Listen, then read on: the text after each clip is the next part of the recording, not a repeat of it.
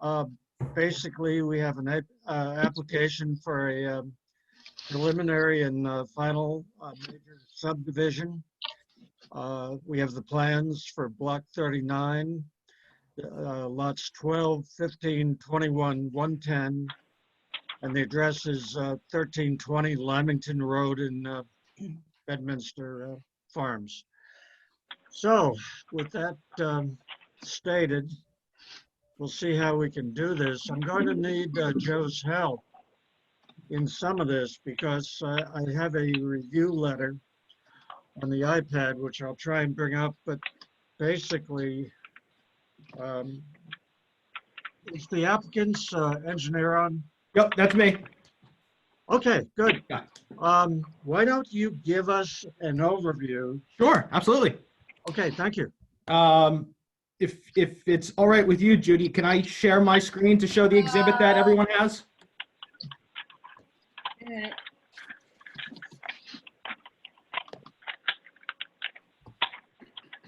Good. Go ahead. All right, let me see if I can find it.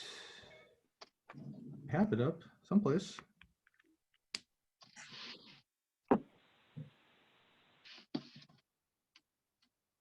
Yeah, sharing is up and running, so. Okay, great. Just gotta find it. I got a bunch of windows open here. Bear with me. All right, this should be it. All right, everyone see the plan? I'll zoom in on the plan when I start talking on various areas, but I know most every one of you should have a copy of this. I know Diane got it, was gonna mail it out to all of you, so you should have a paper copy that you can also kind of follow along with. But if for any reason you need me to stop or back up on anything, just shout and I'll work my way backwards to it. But so first off, thank you. I want to thank the board for taking the time to meet. I know this is not ordinary, but it's something that I think we're all trying to make do with here. So, first off, Bedminster Farms. For Bedminster Farms, we have Jim Downs, who's the applicant, and Jonathan Clement, who is one of the representatives for Jim's other partner in the project. So they'll be here if you have any questions as we go through this, but for the most part, it's just going to be me going through the application. So Bedminster Farms is a project that has been developed around the concept of living where your food comes from. The project is aiming to integrate a sustainable living practices with sustainable agricultural practices. And it's aiming to create a community that is in continuity with the master plan and balances nature with agriculture and community. No more now than ever has that really felt applicable. In our current time, everyone's now looking to how do we sustain ourselves? How do we get out in nature? How do we have food security all at the same time while dealing in this world? And that's what Bedminster Farms is. We're proposing at Bedminster Farms. And essentially what we're doing is we're taking 3 lots, 3 parcels along Lamington Road and subdividing them into 9 new lots. So taking the 3 and turning them into 9. The project will be serviced by a private road to access some of the lots, with the exception of the 1 lot that is off of Lamington Road as it is. So a little context as to our location. So looking at the sheet to the bottom of the page, that's Lamington Road. To the left side of the page, that's going to be the intersection of Larger Cross and Lamington. To the right side is Trump National Golf Course.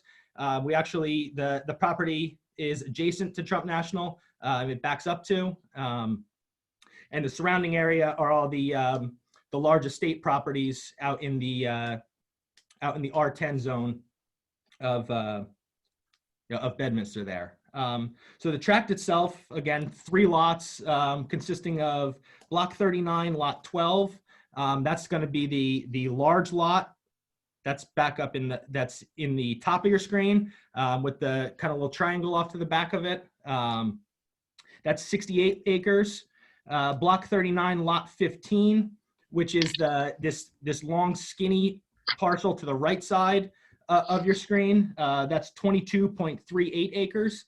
That property, you guys actually, this board approved soil logs on back in 2017, and we're going to continue using those logs in the same location as they were, just a little different configuration of the lot, and I'll kind of get into that as we move through that. And the last parcel is block 39, lot 21, which is the odd-shaped parcel to the left-hand side of that. Currently, the property, the 1120 parcel, which is the long skinny property, that farmhouse, which sits really close to the road, has been abandoned. The applicant's working to take that down and ultimately construct a new structure to the back of the property. Right now, he's working on developing the agriculture on the fields, so getting the agricultural back up and running. The other parcel that has a lot on, or has a building structure on it already, is block 20 or lot 21, which is known as 1310 Lamington Road. That has a farmhouse on it, along with an associated stable building.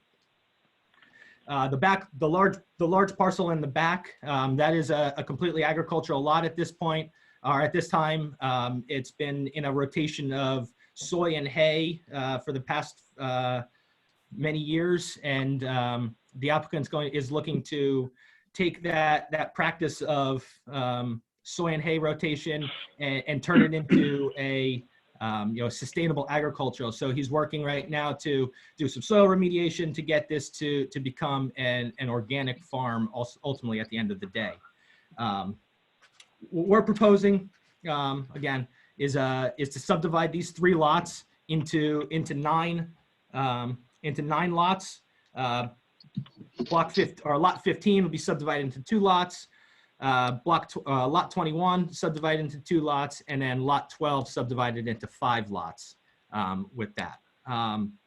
So the reason we're here tonight before this board, now I give you a little background as to where we are and what we're doing. The reason we're here tonight is to seek approval from this board on the location of the soil logs and permeability testing that was conducted on the property as part of the requirements to prove that subsurface sewage disposal systems can be supported on the property. Soil testing was done back in January of 2019, witnessed by representatives of the Bedminster Township Board of Health. Namely, I think Joe was out there and did most of the inspections on these. With that, we excavated in 30 different locations on the property.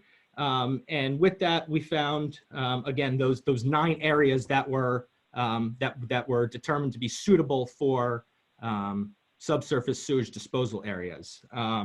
Soils out there are typical for what we would find in Bedminster. We've got a topsoil layer ranging from 4 to 12 inches, and then soil depths ranging from anywhere from 48 inches to 96 inches, before ultimately getting into the fractured shale, which is our Bedminster staple that we have out here. And the fractured shale is rippable to the necessary excavation depths for septic systems. The permeability testing that was done due to the rock that was found in the soil logs, which is greater than 50% rock fragments.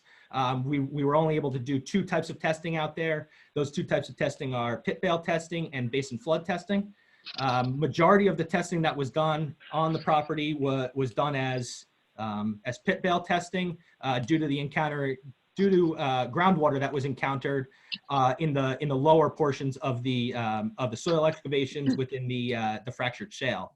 The pit bales gave us varying results from ones that didn't pass to ones that were within the acceptable range for septic systems, which ultimately became ones that are being utilized.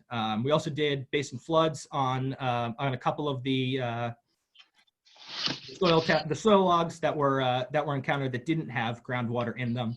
And again, those came with varying results. Some passed, some didn't pass. Those ones that did pass have ultimately been rolled into a location for septic disposal systems. There was no real seepage found within the systems other than down at the lower levels of the excavations, and soil modeling was generally found in, again, lower portions of the excavation or areas of pocketed shale in the upper horizons, not indicative of seasonal high groundwater, more of the trapped surface water as it's making its way down into the system. So again, we are asking for the board to certify the findings of the soil log investigations and the soil permeability testing, with the notion that this is to get us to the land use board, so that we can get the subdivision approved. Ultimately, each one of these lots and septic systems will have to come back before this board to be reviewed and approved for the actual designs of the systems.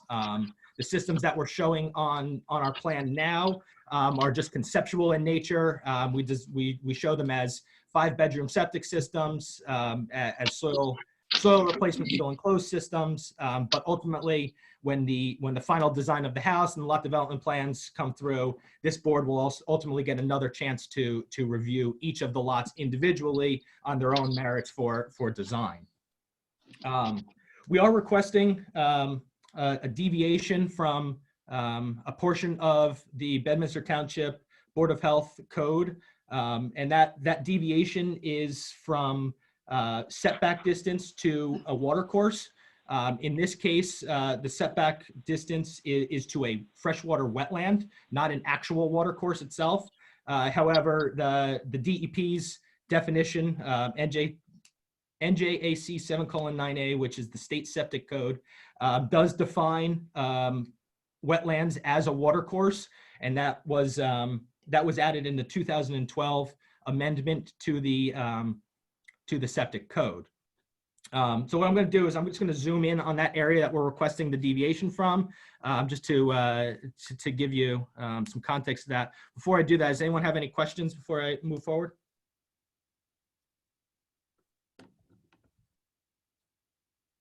No, basically no, Matt. Okay, But no, that's fine. I just want to make sure that everyone's kind of following along still before I think initially we were looking at 7 lots, not 9. Well, And, it's 7. I will say it's 7 new lots. 9 comes into the fact when we add the 2 lots that this board has already approved, which is lot 15. We've already approved 2. And Correct. Right. Yeah. So Okay. ultimately we talk about it as one whole project. But yes, in this particular instance, it's 7 new septic lots that we're looking for approval on. Correct. So the area that we are seeking deviation from is this area in the center of the screen here, where we have a wetlands complex to the right-hand side of the screen, and then ultimately to the left-hand side of the screen are the agricultural fields, as well as to the bottom portion of the screen. The setbacks that we're showing from the wetlands on this plan, the primary septic disposal area, which is shown to the rear of the dwelling, that's located 52 feet from the wetlands, while the one down here at the bottom, which is the reserve disposal area, is located, sorry, 1 second, 61 feet from the wetlands. Now, that should be noted that we're not actually, it's a water course, we're not actually within the violation of the water course setback. It is just a wetland. For context, the closest, what I'll say, what could be considered a stream corridor or even a channel, the closest channel that we have is 140 feet to the primary disposal field and 200 feet from the reserve disposal field. Those are the nearest actual water bodies. The wetlands area that we have here is simply a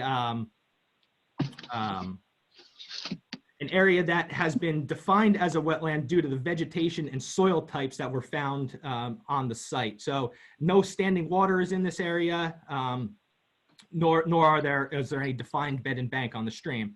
However, we are, again, still meeting that definition of a wetland or of a water course, which we require deviation from. We are in compliance with the state regulation for setback distance to a water course.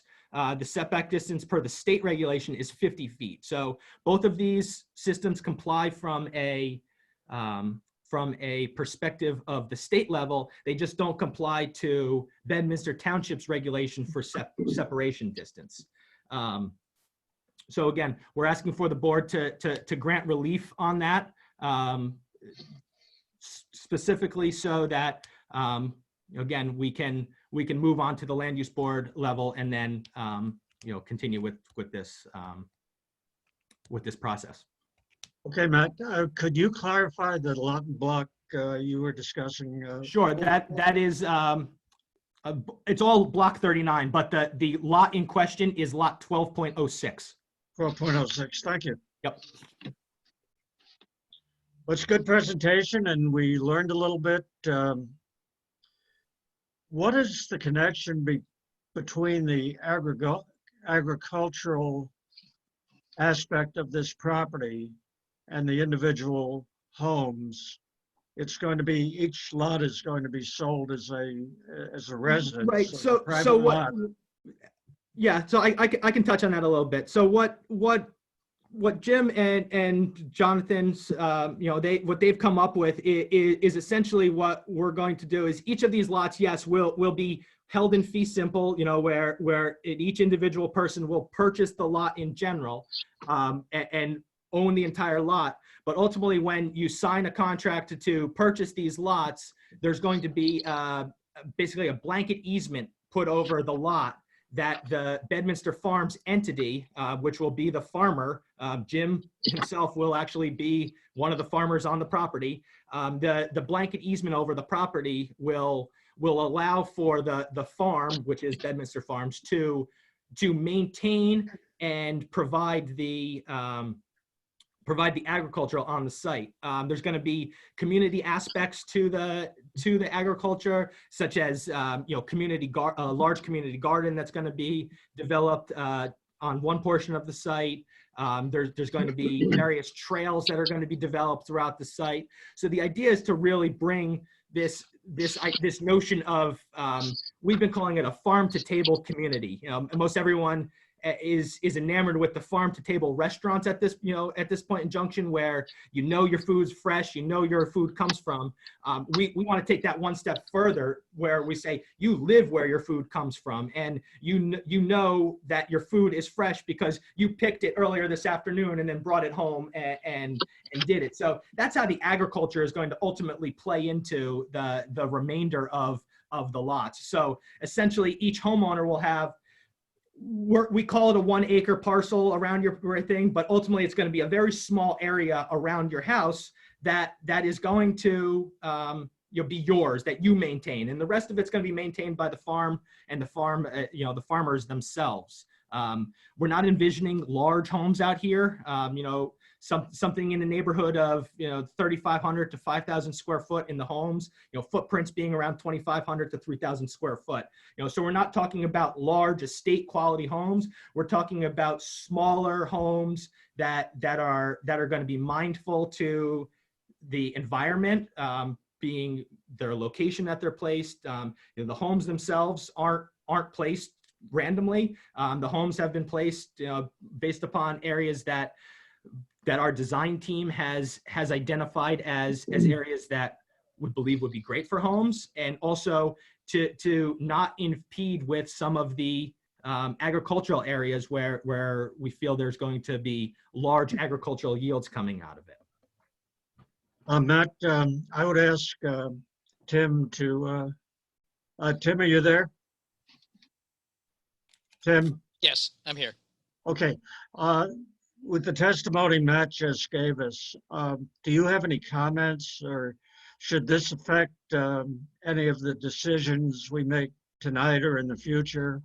I'm not familiar with the relationship between a private lot and a farming situation and the tie-in. But from a legal standpoint, do we need to know anything right now, or do you have any questions for Matt or the applicants? I don't have any questions about this. I think that this is going to come down to certain zoning and use issues, and of course the interrelationship between the people who are buying the homes and what the deed restrictions are and all that. So for purposes of what we're just discussing today, I don't think there's really anything more that I need to know. I think at some of the other boards there. The land use board. Yeah. Yeah. And of course, at the time of purchase, I would assume that this is going to be a lawyer's dream to figure out what the interrelationship is going to be between the homestead itself and the rights that the farmers have over the rest of the land and things like that. But does that affect what we're doing today? I don't think so.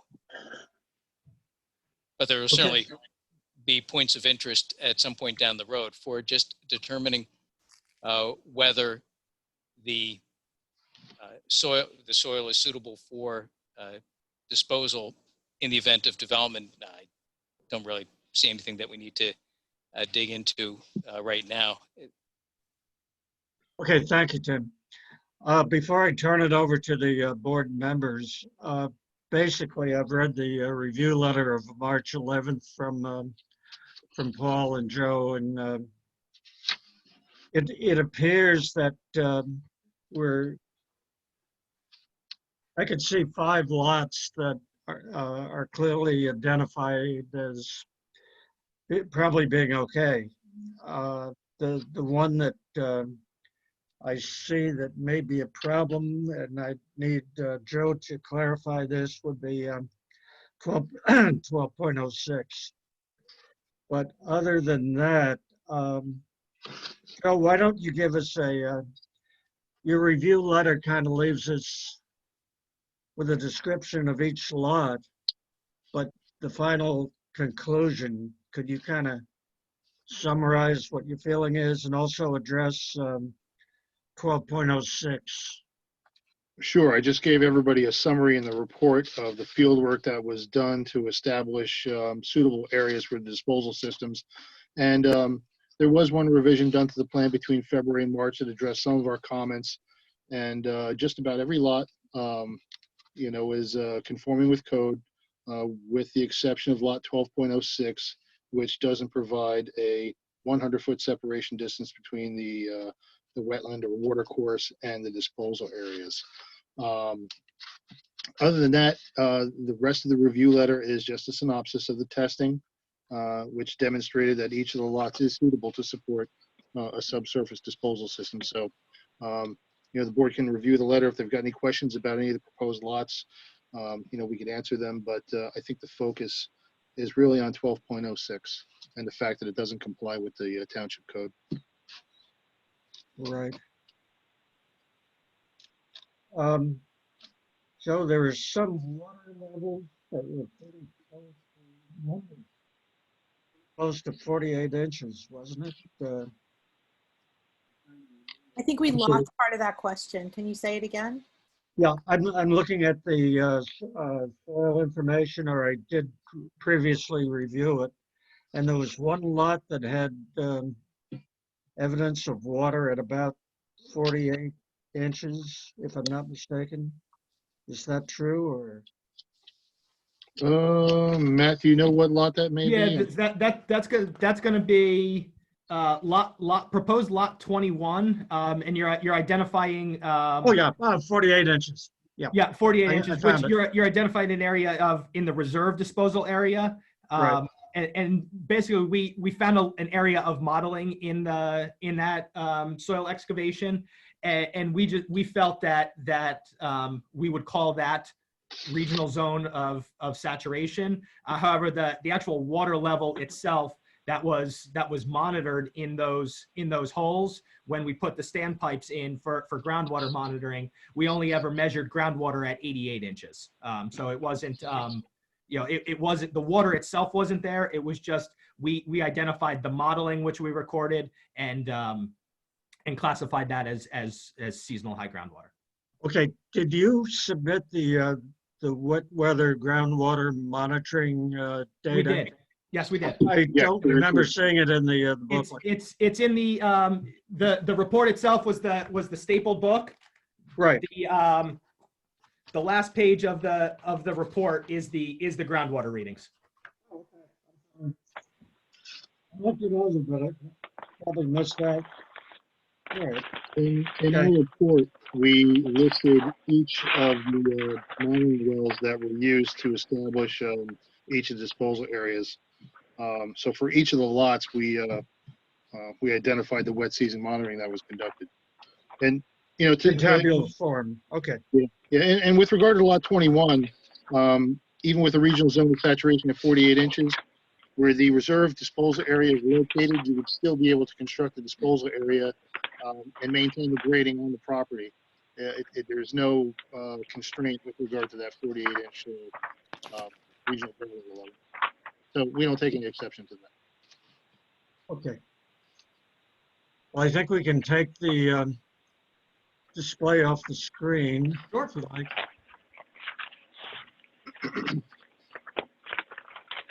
Now how we get back to normal there. All I see is the telephone. Anyhow, Back to Hollywood Squares. yeah. Okay. One thing that Matt mentioned that I wasn't, I'm not now aware of it. And in some respects, it's a good thing as far as I'm concerned, is that each lot comes back to us when the septic is, when the house is designed and the septic actually goes in. So we will have a second shot at this. And in reviewing the application, I can clearly see 5 lots that appear to be in good shape.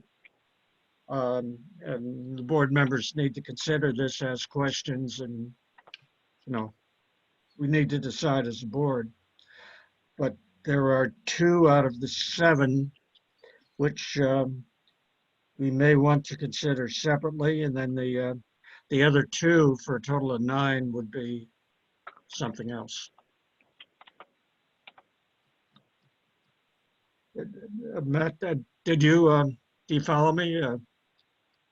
Maybe we have a total of 9 lots. I'm Correct. identifying 5 that are ready, that appear ready to go. I'm identifying 2 that are questionable, and the other 2 I didn't even know about. No, it's only 1 lot that is in deviation from the code, which is lot 12.06. Okay, that's the 50-footer. Right, that's the Yeah. 50-footer. Proposed lots 15 and lot 1501 were the soil Okay, lots that this okay. board approved in 2017. You know what I did? I lumped them together. That's why I'm not getting totals. Okay, Yep, that's they're right. together. Yep. I'm with you. Well, actually, that would be 7, total of 7, right? A total of 7, yeah, with it's a total of 9 lots. We're asking for 7 now. Right. 2 of the 9 have already been approved. So it's Okay. just 7 that we're asking for approval on now. Okay, for the record, let me go down and state the lots. It's a little more difficult doing it by Zoom. Mhm. Considering lots 15, 1501, 21.04, 12, 12.06, 12.07, 12.08. Joe, we can lump these into basically having the same conditions. They appear suitable. You agree?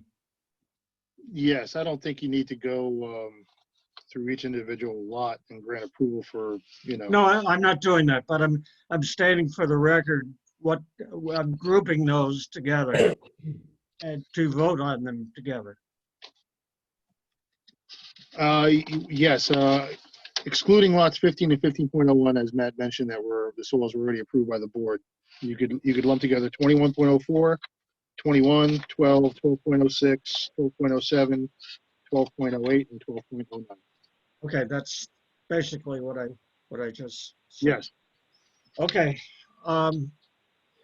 So we'll open it up to board members and let's have a go at it and see what we think. Allison, Yes, I have a conceptual question, because we are the Board of Health, and it doesn't relate to wetlands, but it does relate to the fact that this area of Bedminster, I believe, Matt, you referred to it as the surrounding estate properties or whatever. They have the soil here has a large arsenic content. And so the homes around that area require arsenic filters on their wells. So conceptually, this is supposed to be a farm to table concept, and you're going to grow the food that you eat. How does that work when you have arsenic in the soils in terms of growing food for consumption without testing? Sure. So Jim and his farm consultant have already started the process of the remediation of the soils out there on the property. Jim, you can speak to the actual plant materials themselves, but essentially they're planting cover crops that are going to work to take the arsenic out of the soil, and ultimately they're testing and monitoring, and until it's going to be quite a few years until they can get to the actual point of large scale agriculture on the entire property. So this isn't something that we're going to get the approval and then you're going to see all 9 lots built next year. This is something that's going to be iterative over time, and something that each of the individual areas are going to be continually monitored. They're going to continually work with the soils in an organic fashion, and ultimately they're going to be certified organic when this is done. But they're working right now to remediate the soil on those areas, and ultimately it'll be tested and approved per the standards by the USDA. okay, Matt, I'm not sure if this is a land use. No, it is a Board of Health issue. One of the things we require is that a well be drilled. It's not city water, is it, out there? No, it's not. Be individual wells. Okay. We need to get the well tested for the minimum flow. We need to meet all New Jersey requirements for drinking water quality. But if arsenic does show up, then we need to think in advance and consider what means we might have to employ to remove the arsenic if it's above the New Jersey state level. So let's think of a worst case scenario, and these lots do develop. Wells are put in and arsenic levels are close to or maybe slightly exceed the state limits. What have you done any planning as to how you're going to remove or reduce the arsenic if in fact it is a problem? Maybe it wouldn't be. So I'll give you a brief before Jim jumps into it. But briefly, it's not a requirement before we get to the land use board for us to have that well information. However, Jim has been doing preliminary testing and has plans in place for what's going to happen. So ultimately, again, you're going to have this second shot at seeing it, at which time you'll get the well results and all that when you go to lot development plans. But Jim, you can speak towards what your plans would be for wells, and then if the arsenic is found. I'm not really thinking about, the well, not only specifically, but you're conceptually selling this subdivision as a community property ultimately that's going to be farmed. So is there a potential that there will never be a farm and you may not want to subdivide this and just sell it to someone to build one giant house? Like I'm just, is this being? Let me jump in and see if I can help this out. I'll hit just by giving you a quick background on who I am. We've met each other over the last couple of years at the first two, but I've been in town for 20 years and have done considerable work on environmental protection the Environmental Commission unanimously passed this, along with the Agricultural Committee unanimously passing our project. So we've discussed agriculture and environment for the last 3.5 years on this. I'm an environmental engineer by training. I'm a graduate of Lehigh in 1980. I'm a civil and environmental engineer, and I've spent the last 40 years doing sustainability engineering, both for government and industry and in the private sector. This has been a lifelong pursuit in being an environmental engineer and looking at innovative solutions to turn things back to a biodynamic approach, a more sustainable farming approach, where we're growing all our inputs, both for humans and for animals, that ultimately turn into compost. We rebuild soil health. We rebuild it with plants that can actually absorb some of the poisons that have been put in here, mostly by the people that have been farming this to date. The corn and soy rotation destroyed, overfarmed the 70 acres that was the Dewey Graff property that they received a farm assessment for the last 100 years. Was just, there's no topsoil left. So in the 3 years that we've been stewarding the land, we're rebuilding using compost, we're using animals, we're doing rotational grazing.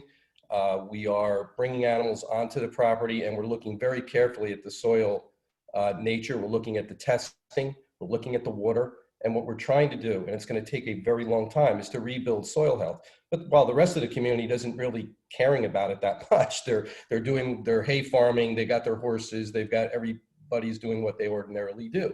We're concerned with rebuilding a farm. It's not that every square inch of this will be farmed for human consumption. Much of it will also still be organically farmed, as it has been since I owned the first property about 4 years ago.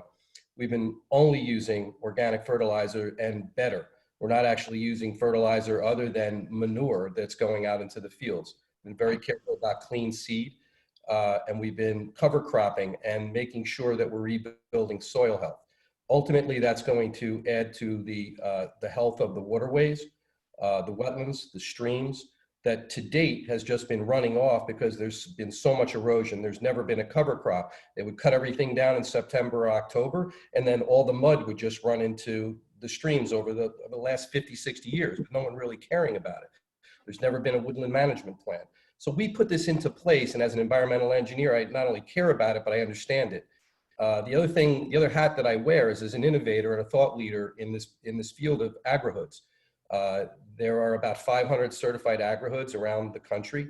The idea of layering an easement for the agriculture around people's homes is the thought process of growing food where you eat. A portion of this will be grown for people to consume. A 1 acre organic garden that's in a raised bed can feed a lot of people. We're looking at 9 homes, right? So we have a 1 acre garden will actually create a CSA where other neighbors in Bedminster will be able to come and to soil amendments that we bring in, perhaps, and in fact, create raised beds for the vegetables that are growing. So we're not planning on planting 30 acres of tomatoes in order to get— That was my question. So raised beds. So the vegetable gardens, the herbs, the nutrient-dense food that will go to people will be in raised bed that we have sort of a patchwork quilt. So we have a demonstration garden getting done this year, and we have a possibility of 8 separate 2,500 square foot gardens that will all be fenced and in raised beds, and it'll grow as the neighborhood grows. And bear in mind this, is that people are also coming to us that have, I'll call them hobby farms, that really care to be other organic farmers. And then housing is not the only building that could exist as a primary use in the R10 zone in Bedminster. We have one client, if you will, that wants to partner and collaborate with us on a horse farm. And someone else wants to come in with cows. And they're not really talking actually about building a house. So the one lot we were speaking of may have a barn in it. And so conceptually, that's a primary use in the R10 zone. It may just be a barn on that property. So the idea of kind of putting a home on every one of these lots with a 5-bedroom septic is maybe at the end of the day not what's going to happen. So the idea of coming back to the lot development plan and coming back to Board of Health and everyone else for the specific use in that area is a good thing.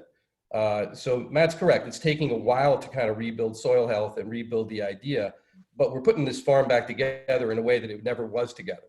So, you know, we're taking the trampled horse fields and the trampled and over-farmed corn and soy and putting them together into some sort of cohesive, biodynamically correct, regenerative farm. And so it takes some time to do that we've already started. We're going way beyond, I think, the organic nature of things. And just to dial back to water, because I actually have a water company. I have a water quality company. We're selling water generation and water filtration devices into India, Botswana, and Nigeria, where, you know, the water is completely impotable. Forget about a little arsenic. Not that a little arsenic is a good thing, but we have technology that we will employ here at Bedminster Farms. We'll have continuous water testing from the wells, and we have the ability to augment the water quality in real time. So the homes are being built at net zero energy, net positive environmentally, and in a human-centric automation way, so that we're basically sensing indoor air quality, sensing water quality, and we're able to augment what we need to do to create what we call well building standard. And I'm one of the pioneers of something. If you look it up, I think you know about what LEEDs means, which Yes.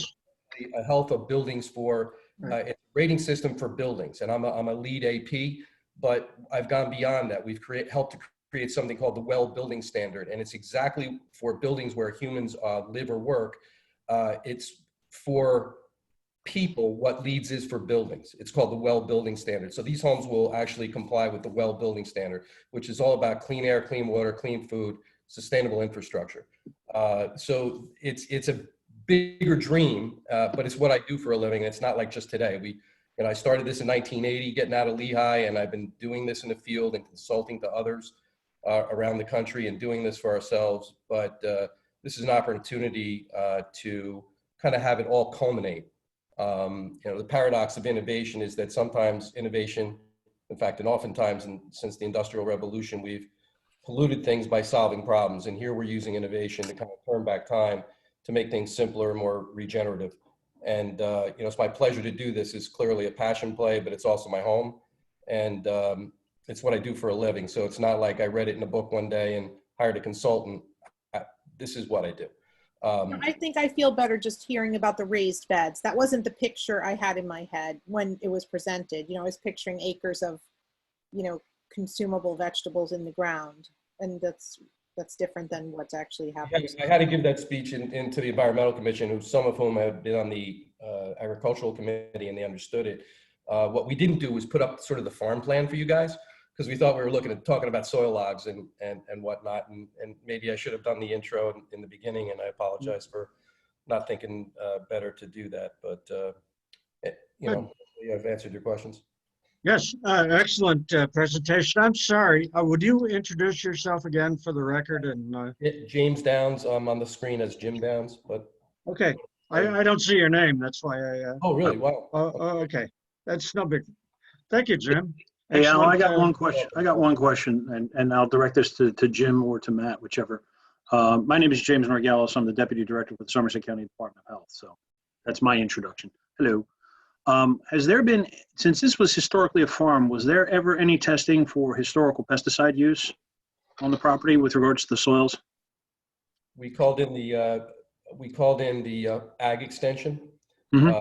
We reassigned all our FSNs through the FSA. We had soil testing done through the extension chief, who was at the time the acting chief of the state. We've come back with clean soil health, despite what we've personally done. So the FSA and the ag extension has said that we are, kind of clean to go. Most of this stuff was left fallow when we got there, other than this corn and soy rotation. And that was just sort of left in the ground to rot. But we're okay. Our soils tests to date tell us that we are good. And we also tested the ponds and the streams, and we had to do some remediation. You guys may or may not have remembered that when you passed on the septics at 1120, which was the first two lots, I think it's almost 4 years ago now, or 3.5. 2017 too. 2017. 2017, we did a remediation of the pond there, and there were some pollutants in the pond, but they were naturally occurring, dealing mostly with invasive species and runoff of different byproducts into the pond. And we wound up like a 2-year program of organically taking that pond back to health without killing off any wildlife and aquatic life. Okay. Other board members, comments, questions, please. I think it sounds like a wonderful project. It does. I honestly feel that there should be a part in our ordinance, and I call it our ordinance because I'm a property owner and a resident, and that gives environmental, I want to say the word credits, but that there's specifically a part of the ordinance that ties together the Board of Health, water and air quality, food quality, soil quality, and ties it to our master plan and literally the ordinances that we're all kind of, looking at. I think that what we've learned from the last like 60, 90 days is, we kind of, the global food chain is not the only supply chain we should be looking at. We're not going to eliminate it. It's not holistically a bad idea, but I think we have to relook at, how we're living. And I think it's an opportunity to do it at a very high level in one of the best communities in the world to do it in. And I don't think it would be much unlike it might have been 100 years ago in our town. Very good. Yeah, I do have a question. What happens, say, you're going to get 9 homeowners, they're all really interested in this concept, but people move, things change.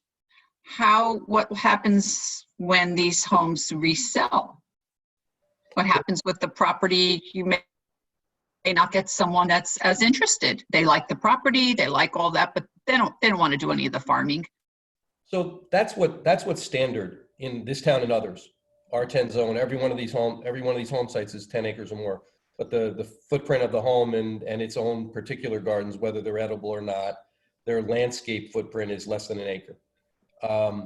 That's a deed restriction. That's a protective and restrictive covenant that puts the Bedminster Farms and the Friends of Bedminster Farms, which is the operating entity in the homeowners association. So when you sign on, easements are pretty powerful things. So the homeowners association would have the right, or the private road and farm association have the right to do everything that it has to do. And there's no way you're going to be able to close on something. We're not giving the homeowners the obligation to do anything on the farming. That's what's standard in Bedminster on an R10 zone. So you buy a 10-acre property and you're young and you have some kids and you're really happy about yourself and the way you're taking care of your farm. And maybe you get older and you do a better job. Maybe you get older and you don't do a good job at all. Many things could change. That's up to every other person. So what we want to do is put the overriding and the overarching concept of a working farm in place so that it's there in perpetuity. So the homeowners can change, but what's happening in the farm is only going to get better. Okay. Thank you, Jim. Good presentation. Appreciate it. So, need a Joe, do you have any additional comments for us, Joe Kosinski? No, unless we're discussing lot 12.06 and the deficient separation distance. I would. Tim, can we? Okay, I'll open it up to a question. What I would like to do is get approval for the lots that I have listed, the 7 lots that are okay as far as I'm concerned. I'd like a consensus of opinion there. And then we would need to come back to the 12.06. It's another matter. It may need another meeting. When new construction goes in, Jim, we're very cognizant of our township requirements as well as the state requirements. And it's understood that we're meeting the state, but then again, it's a new development and we're going against our own 100-foot separation. So this would take additional time and consideration from the board as far as I'm concerned. And please, board members, let's have your opinion on that. I think probably 12.06 should be separated at this meeting.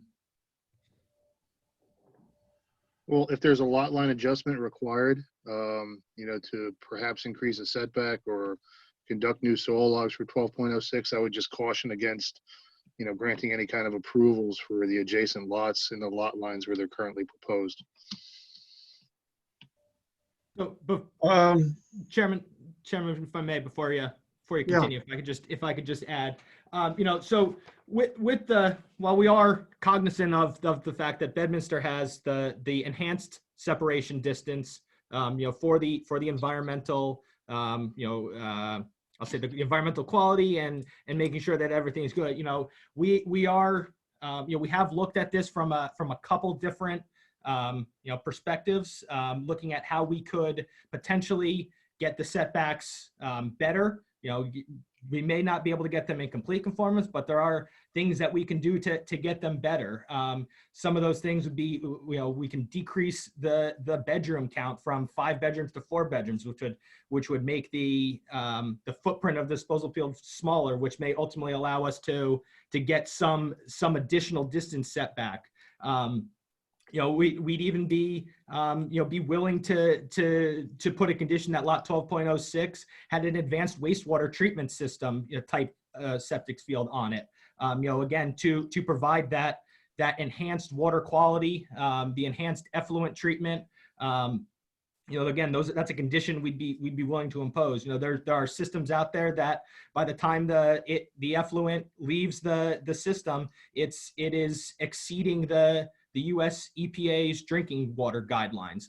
So there are things that we can do specifically to this lot that can, again, and keep with the reasoning behind the separation distance for the ordinance, which is to protect the environmental sensitive areas. There are other things that we can do, that aren't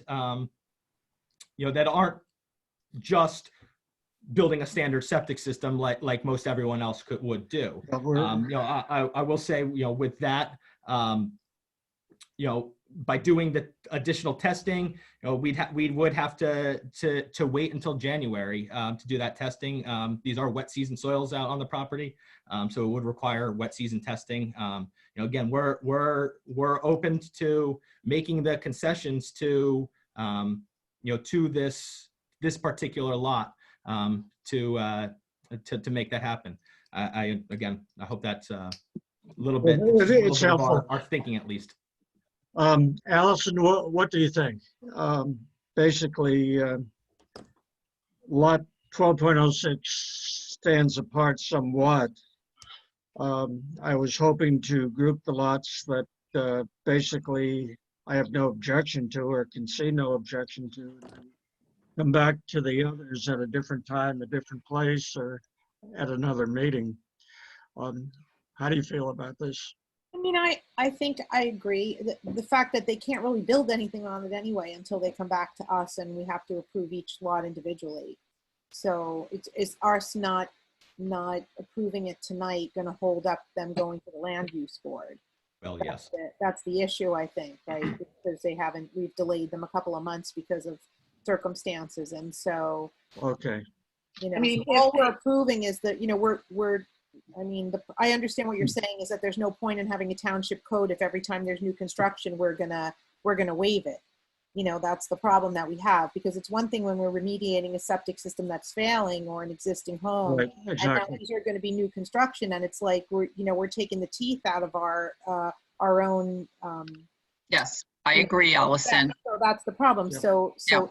we can pull it out and say it can't be 5 bedrooms. Right. It has to be another. So we could do that and say that, but I just don't want to hold them up anymore going to the land use board. That's what. Okay, I can appreciate that. Yeah. So if we can pull that, maybe that come back, and I don't know if there's some codicil we can put that it's not approved for the 5 bedroom home with the variance for the 50 feet, but you know, you're going to make it smaller, or make it 4 bedrooms and pull back on the septic, or so, you know, so you made a bunch of suggestions, Matt, but the Yeah. problem is that if it's new construction, it needs to follow or otherwise there's no point in us having any regulations if we're going to waive them every time. Right. You don't even need to come to the board if every time we waive it. Every time we waive it, then Yes. that's the problem. So, and that's the issue. If it was remediated, if it was the old farmhouse and you were trying to save the lot with the old farmhouse, and we said Or- for historic purposes, we're going to, you know, waive it on the lot with the old farmhouse that you want to knock down, that's a different situation. But this is like new construction. It's like saying your regulations don't mean anything because we're just going to waive it every time. So that's the problem that we're having. I agree. Okay, Matt, going back to 12.06. We have at least 10 acres. How many acres on 12.06? 12.06 is 12.5 acres, a little over Okay. 12 and a half acres. Okay, why don't we have some wiggle room on this lot to get the distances varied? I mean, that was the suggestion I was going to come up with. I mean, on adjacent lot, remainder lot 12, you've got soil log 40 in the vicinity of the hedgerow there that had a passing pit mill test of about 25 inches per hour. I don't see any soil logs in that northern corner of the lot, Matt, where the driveway's coming in. If you were to mirror the house and driveway, if you were to flip it and place 2 disposal areas up along the 40 feet off the property line and up along the right of way, if the soils are amenable, I think you could have a fully conforming lot there.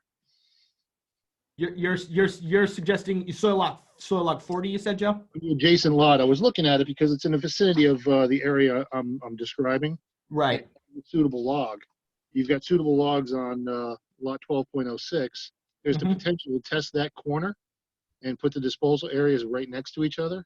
And then you would actually give this dwelling a usable backyard as well. I mean, right now, that dwelling where it's located has no backyard. With the Right. setback requirements, you wouldn't be able to construct anything, a patio, a pool.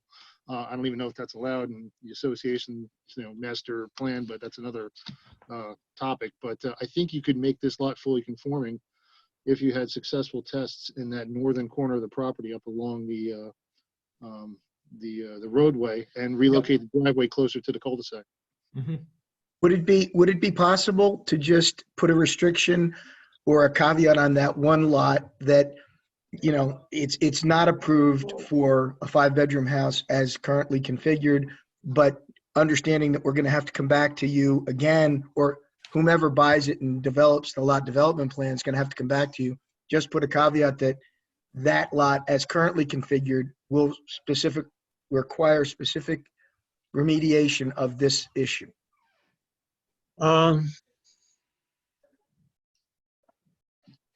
That's a question for Tim. Tim, Yeah, yeah, you'd have because to this, pull it out, right? You'd have right. to pull it out of the approval.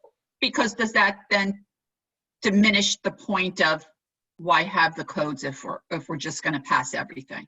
No, Well, you I don't think have the to- you problem don't that you're to going to pass it. have, You don't have to pass it that way. What you can say is simply that what you can't do is change my lot configuration. So, because then the planning board is going to have an issue with that. So what you could say is, because I think Joe had indicated that it's going to change all our setbacks and we can't like cobble that up. But if you would say that right now it doesn't comply with your ordinance and we're fine with that. We're not sure. Look, we put a 5-bedroom house on there with a 5-bedroom septic. We don't think that that's what's going to go there. But we're not here to approve a 5-bedroom septic or a house with a 5-bedroom septic. We don't know. Maybe it's going to be a barn. And we like to think it is a barn. And so that's a primary use. It could be an equestrian barn. It could be a stable.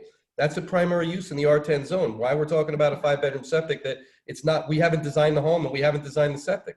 So it's Well- just because we happen to perk it there. So you could say that it's not going to be approved when it comes back for lot development plan if it shows the septics in the same location at the wrong setback. That when we come back for lot development plan, that it will have to comply with your ordinance 100%. And whether that's through redesign, reduction in bedrooms, or as Joe suggested, redigging perks at a different part on the property when it's the correct time of year to do so. But to push that off till January, Yeah. we got this for 4 years to redig those 2 perks. seems Nope, silly. these soils, looking at the soil map, they're mapped as Penn soils, which is not a soil type that's listed in the survey as having a seasonally high Well, groundwater table. that particular area is outside. You're right of that, Joe. Yeah, I misspoke. Yep. You don't have to do But wet season. we would re-perk that for the lot development plan if it's ever going to be developed as a home. Might not. You can re-perk that next week. Yeah, he is right, Jim. We could do that next week. But Jim, what do you think? at the same time, we're you know, we Got a lot. don't you know, we don't want to get held up at the land use board level any longer. You know, so. And we're also farming out there. We've got a crop in the ground, and to start getting in there and digging and kind of destroying what I actually want to go do right now is rebuild soil health. When it might be 3 or 4 years from now that I would come back to this board and say, we're going to build anything there. Maybe nothing ever gets built there. So I think the requirement was just stick to your guns on your ordinance. We have no problem with that. And we're, you know, at the Willow School, we designed we helped to get Willow School their green certification and their Energy Star approvals. And there's a constructed wetland septic system. And we've done this with peat systems and other systems where the effluent is literally drinking water. And so if we have to redesign it, and we go to the state, to their special department to kind of redesign that, and we compel the owner of this property at some point to go through those hoops, and we come back to this board with something that not only complies with your setback requirements, but is producing a far better net environmental positive approach. It may simply just be redigging a septic, but we have no idea what's going to go there. So spending all that money on the idea that we're developing this for a 5-bedroom home, it's kind of silly. We just, you know. It wouldn't meet the setback requirement for a 3-bedroom home. And, you know, the problem is, you know, I don't think the board wants to approve a lot. You know, I'm not going to call it unbuildable, but approve a lot that isn't going to be able to be developed in full conformance with the Board of Health code. We haven't. I don't think they've ever created a lot that. Proven that it can't be, Joe, right? Because we haven't dug a septic in the areas that you suggested, and we haven't. Where it's all conceptual. Like I said, a primary use on this lot could literally just be a horse farm that doesn't even have a bedroom. Much less a septic. I have a question. So Tim, but we can't approve a subdivision and say we're approving it, but we're not approving it. Like that's the thing from a paperwork point of view. How would we do that? Yeah, because I'm not then sure. I think I'm not sure then, Jim, what you're asking for, really. Just a condition that we will ultimately meet the requirement of the board when we get to a lot development plan, if that ever happens. But then we're approving it by saying that we're approving it, but it's not really approved. Like that's what I'm just saying. The soil logs didn't fail. We have approvable perk, but what we don't have is the distance that you would like to see. And you say at the time you come back with an engineered system, because this is not currently an engineered system, it's simply a hypothetical location of where a bed could be. Well, that's okay with me, but it's up to Tim. How are you going to word that, Tim and Mr. Fisher? So Well, I think, Tim Tim, can't put in it, apply instead for a 5-bedroom, just change it to a 4-bedroom or 3-bedroom? Well, it'd have to specify that whatever the development proposal is, that it conforms. I mean, right now we have the only one outlying lot, as I understand it, that needs a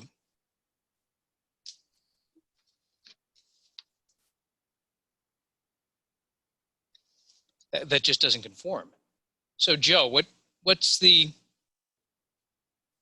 we're just looking at 12.06 as being the problem lot,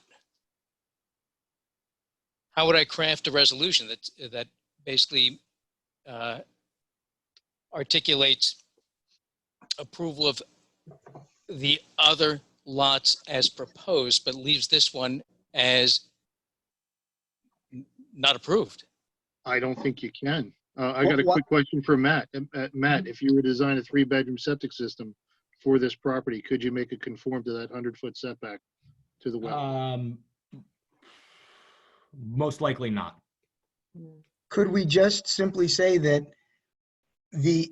all of the lots are approved with the exception of this one, which will require a specific approval to address the septic location and capacity when there is a lot development plan?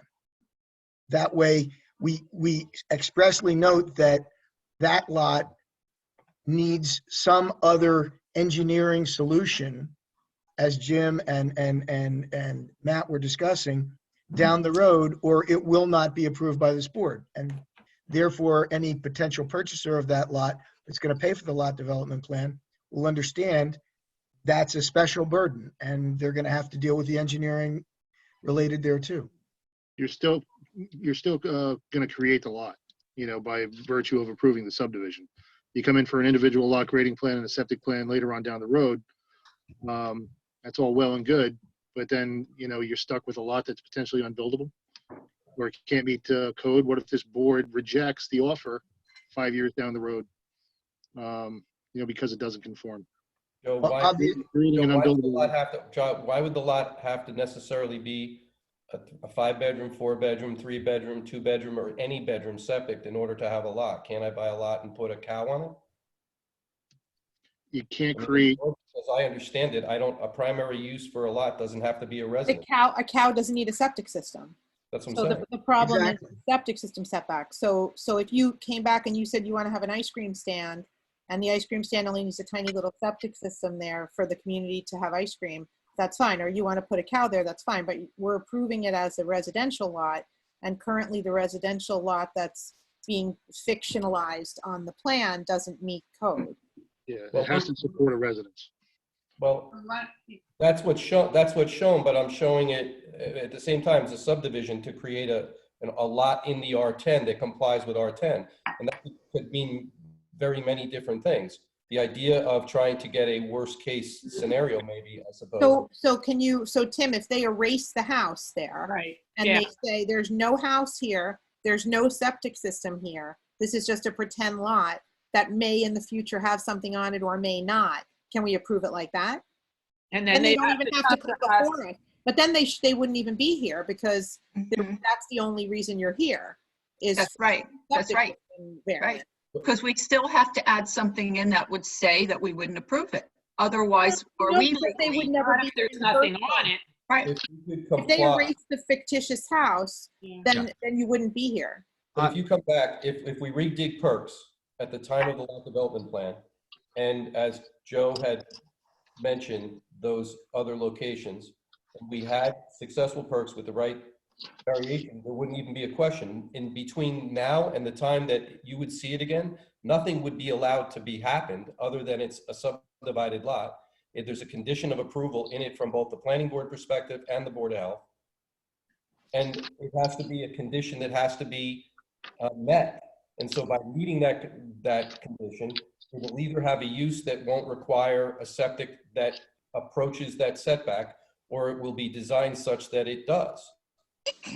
There's no way for you to approve it in the future. There's no way to get a building permit on it. So nothing can be built without a building permit.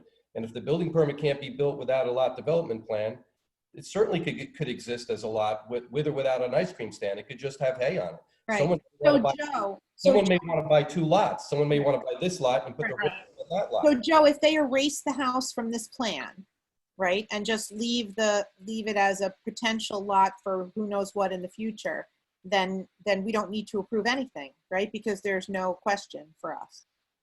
Right, Mr. Fisher? Yes, I think so. Yeah, so that's all you have to Everything do is is fine. take the house off, and Yeah. then it's approved, and then in the Right. future, if you want to come back and say, well, now we decided we want to put a house or a cow or whatever, and then if we need to see you again, we will, and if we don't need to see you again, then we won't. Right. Yeah. That's my point. I think that's That, very, that, I agree too. Because at that point, you're going to have to show that it's going to conform. But for us to approve it, I mean, for it to go past here, then you have to erase the fictitious Right. house. Right. All right, let's make sure we understand what the applicant is agreeing to. Because I think the proposal is that this application is going to be modified so that lot 12.06 does not, you're not proposing it to be approved for a residential use. At this time. He's saying in the future he may do that, but at this time, it doesn't include a residential use, which takes away the question of the septic system setback, which means that he doesn't even have to be here. Will it be difficult if you decide to put a residence on it to get that approval later on? But it's required by law. Yeah, I know, but I don't know how difficult a process that is. Well, then. but the technology is maybe different in 5 years. If they come back in 5 years and they want to put a cocoa filter or something and, you know, do something, that's Or as 5 Joe years from now. says, I think Joe is actually dead on the subject of potentially redigging a septic if that should come up. But I don't see that coming up for, you know, a year or more. Maybe this is a silly idea, but would it make sense to have it be 8 lots, merge the 9th lot into an 8th lot, and then come back at some point to subdivide, That's what I was thinking. to split out the 9th That would lot? make it a whole lot easier because you're no longer dealing with what would be an unusable lot. You'd almost be merging the lot lines and Well, it's keeping not the, unusable. It's not unusable because they can use it for anything. Like they said, they could put cows on it. They could do that. Right. Just in Buyers terms of that are not residential. interested. We have buyers that are not interested in buying. Right. So that's not, it's not, land is never unusable. And It's I think just, it's a perfect yeah. location. it's never unusable. It's just Right. not residential at the moment. yes. So if they want to come Not- back and might make it not be. residential by getting a compliant One structure. of my horse buyers to want to be on this property because we're going to say, guess what? We don't really comply with the residential 5-bedroom septic here. You want to put your horse barn there? That's the lot for you. Right.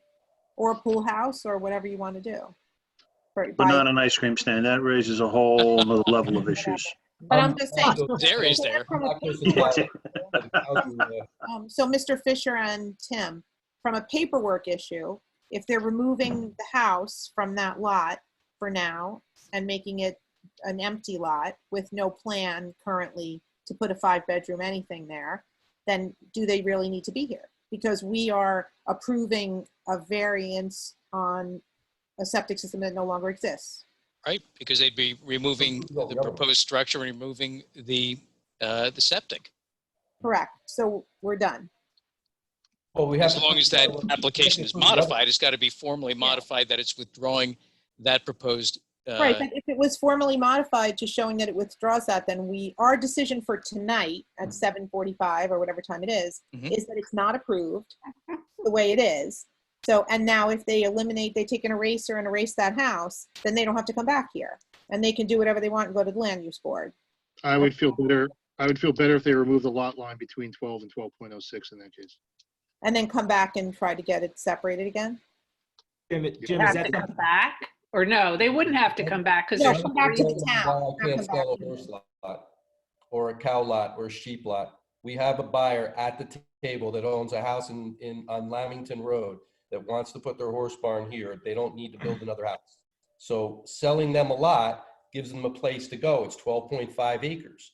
I don't feel comfortable erasing the lot line because then I've lost 2 lots. Yeah. Because maybe someone wants to build a house on the one that the septic is approved, that Joe indicated. They don't have to erase the lot line, they just have to erase the house. So we can, however you want to do that The house is legally. a Tim. proposed septic, and when we come back, we'll come back with whatever's there, maybe nothing, maybe a barn, maybe a house, and we have redone the septic by the perks by that time. But I Or think we for tonight, we're clear, it's not approved.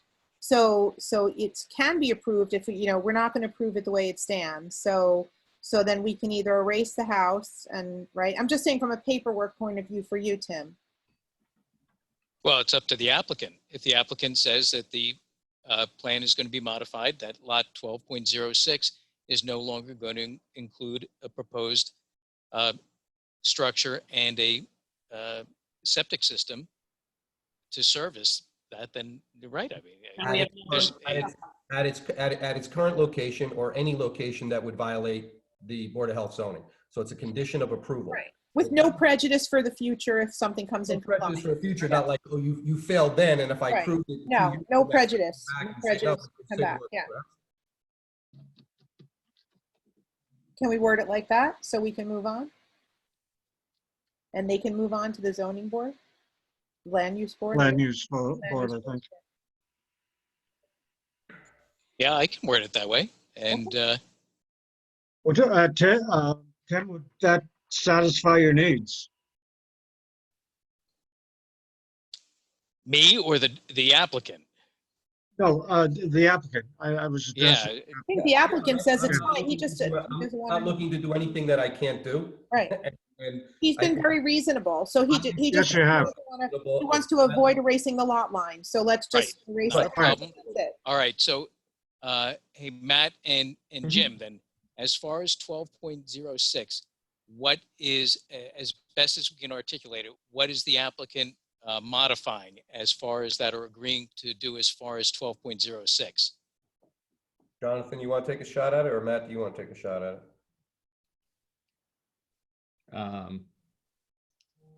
Jim, why don't you try to articulate it best while I formulate that a little bit. Let me put thoughts onto that. What we're actually requesting there.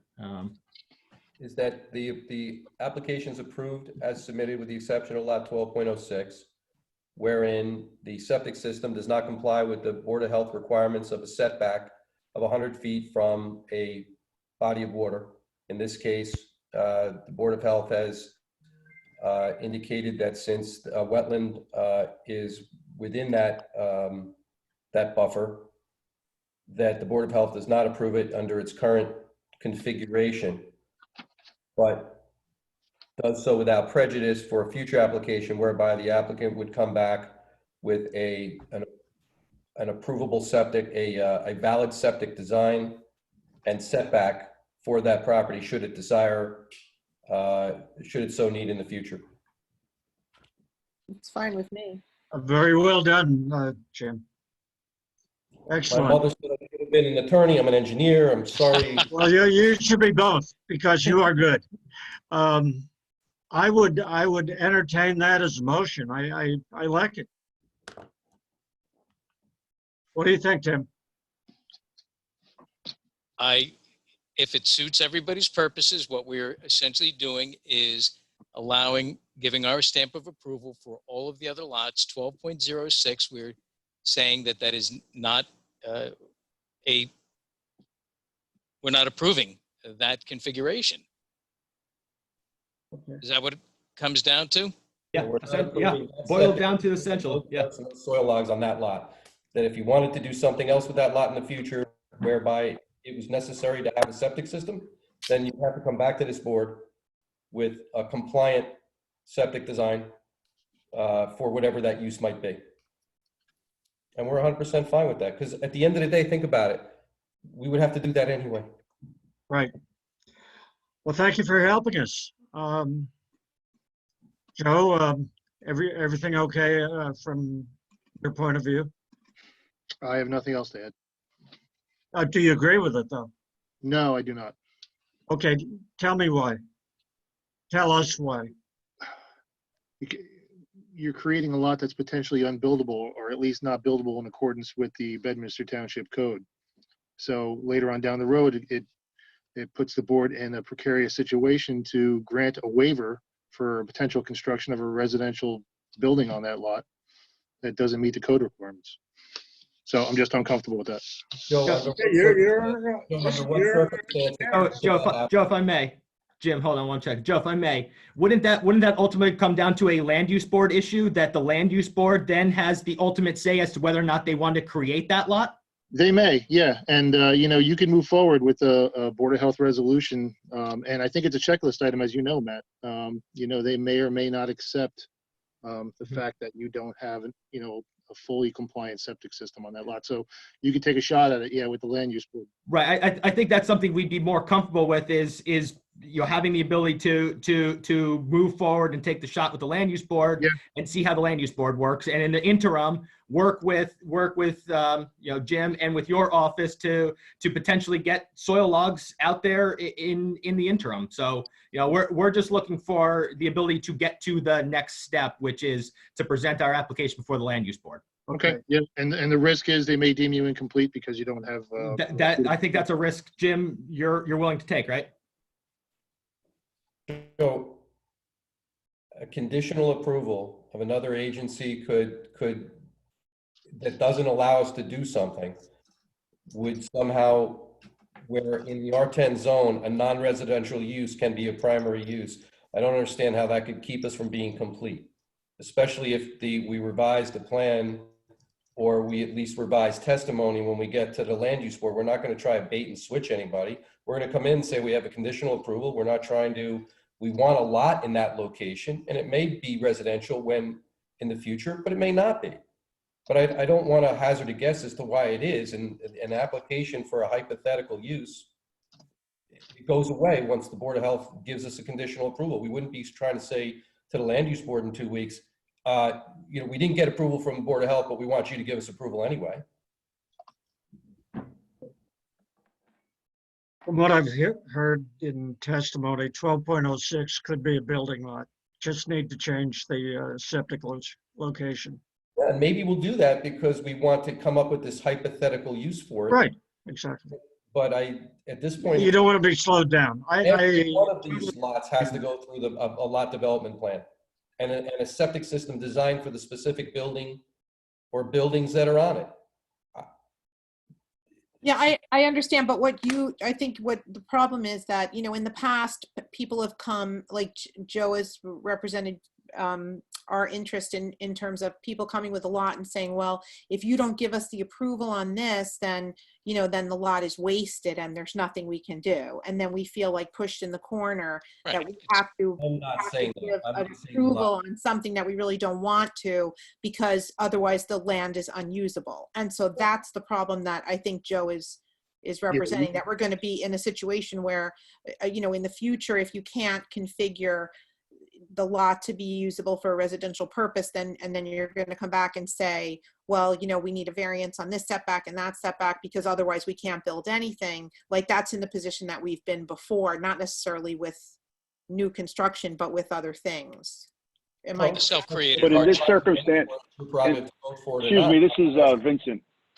In this circumstance, can't we just annotate the fact that the owner, Jim, has stated that he already has someone interested in putting just a horse farm on that property? Can we put that into the record or into the letter? This way, he's already stating that he may have someone interested in this lot as it currently stands without a home on it, just to put horses on it. And if they decide to do something with it later, that's on whoever buys the property. That's fine, and that's No goes longer to the Jim's. land, that's a land use board issue, so Right. just send them on to Correct. the land use board. Okay. Because ideally, he has a usable lot for someone who could put something on it that they have value on, but it would not be a home. And then the land use has to determine what goes with it next. And for us right now, it's pasture as well. So you know, we're farming this. Right.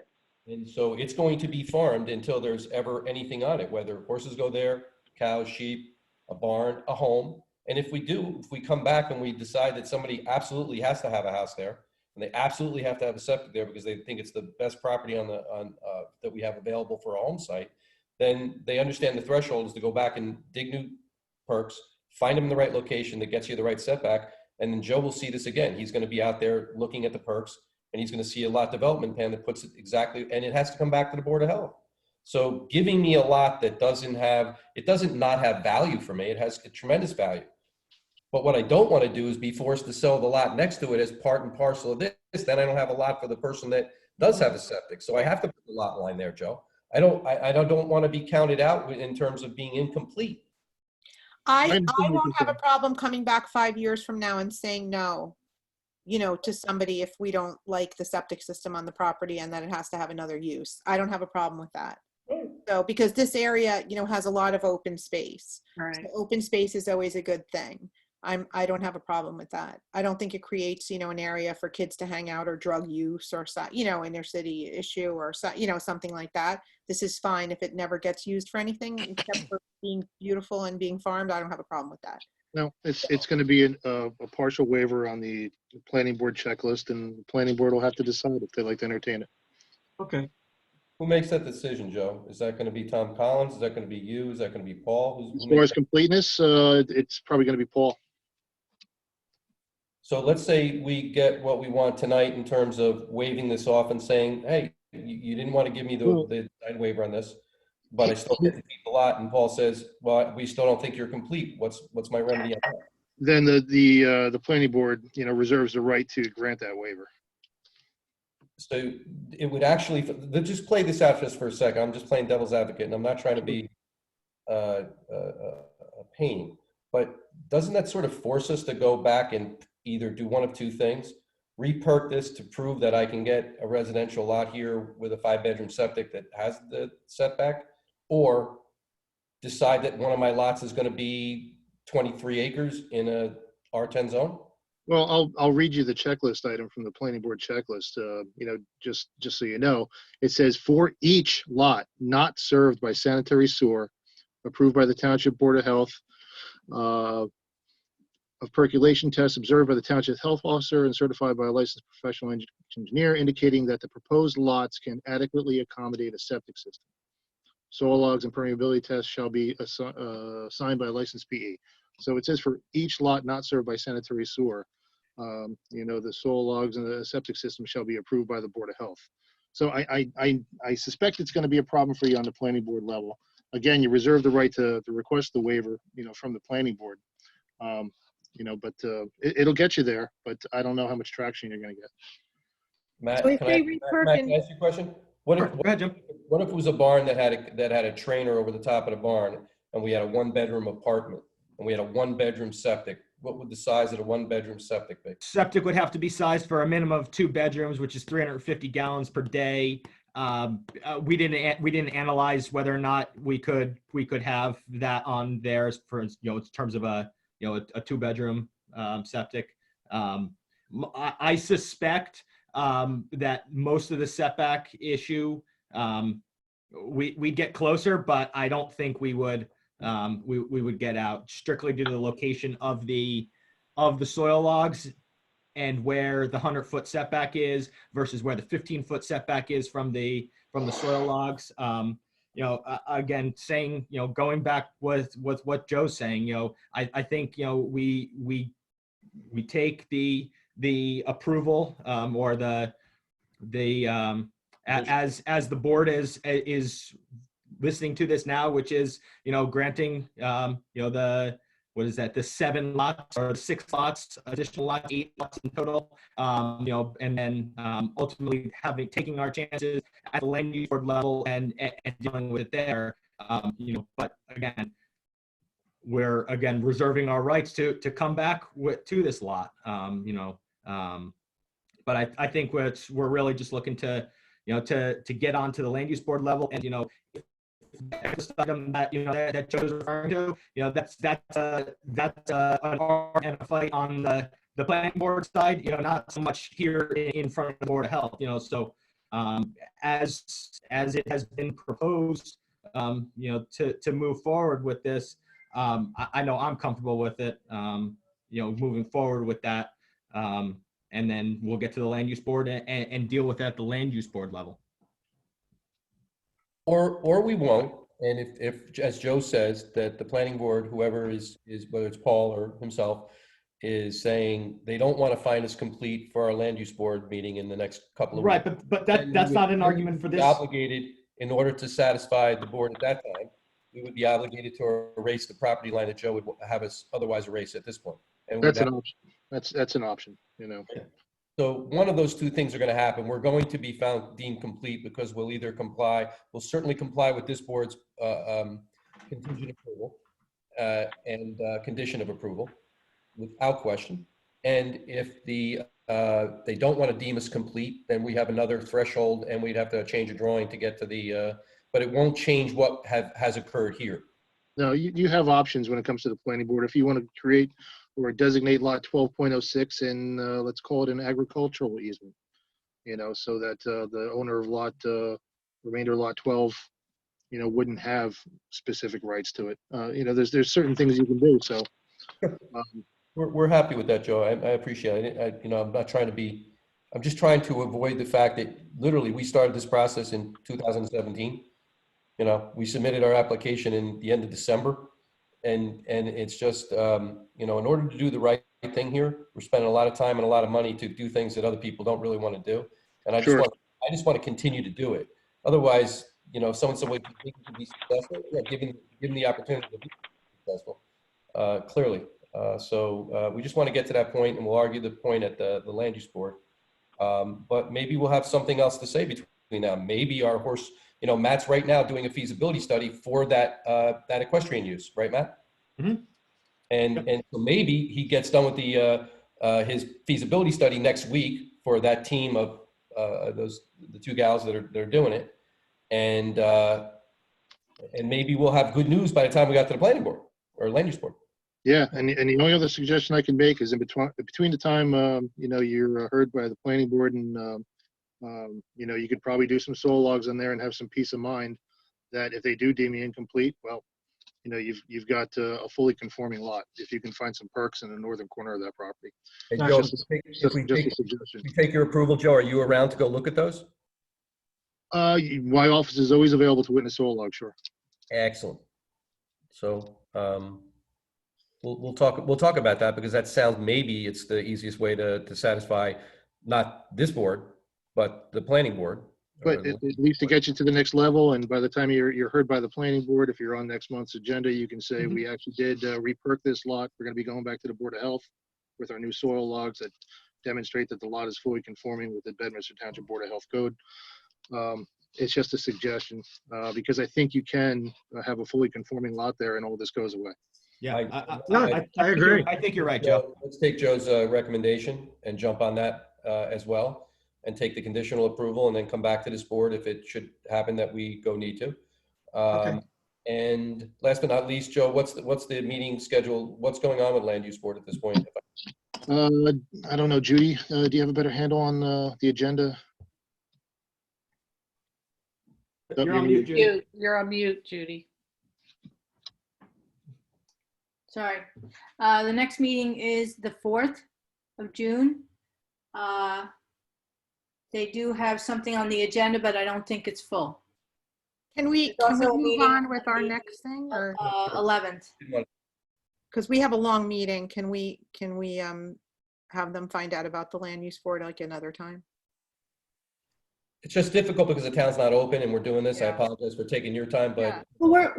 Well, the offices are fully staffed. We're just not open to the public.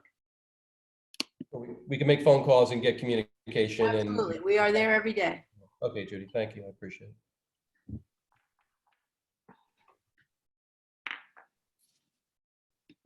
Okay.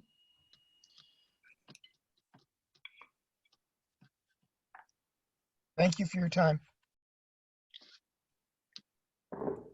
Thanks, Jim. Thanks, guys, so much. Sorry, do we have to do a vote on this, or? Yeah, okay. Yep. Great, I'm just just trying to make sure I'm following procedures here. Okay, Tim, give us what we're voting on. Repeat the resolution of what we're voting on, if you would, please. Well, as best as I can phrase it, it would be a conditional approval. The approvals of the all lots other than 12.06. 12.06 is a approved, let me see if I can.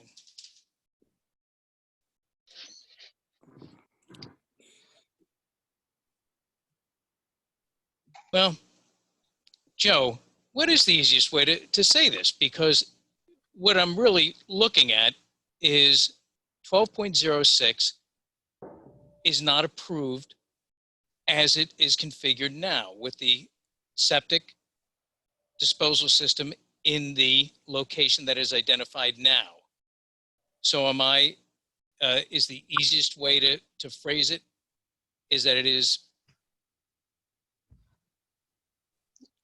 Can I make this? Can I make the suggestion that all the lots, with the exception of lot 12.06, are approved? I mean, as simple as that. I don't know if that complicates things, but No, that seems no, the simplest way I to don't say think it. so. I can't think of a way to verbalize this because it's pretty unique.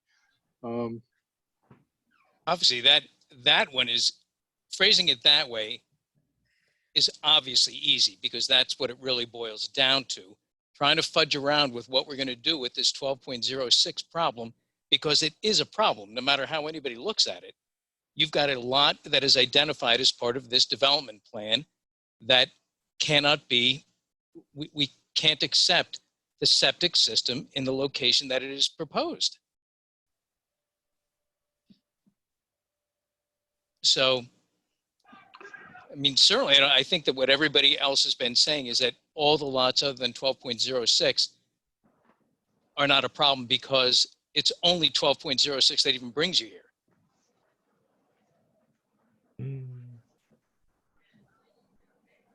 Didn't we need to come before this board just for the, We need to come before the board no matter what, for this application.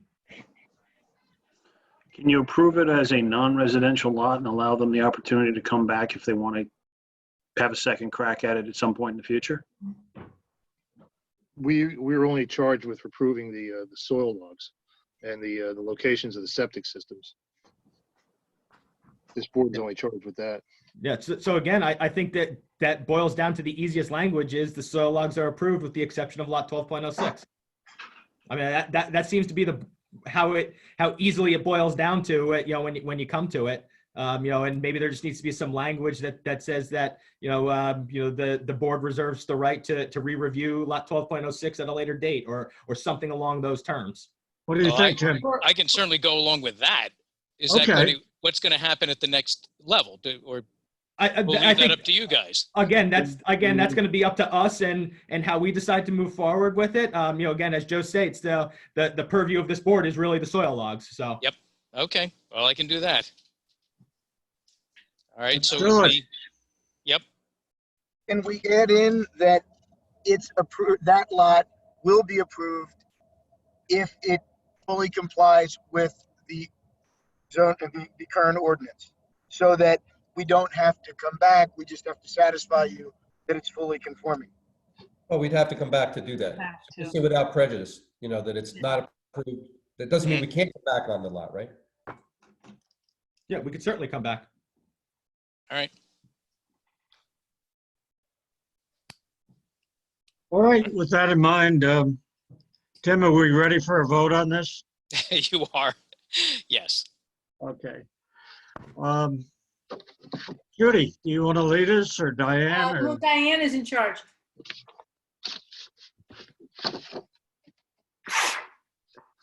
Di?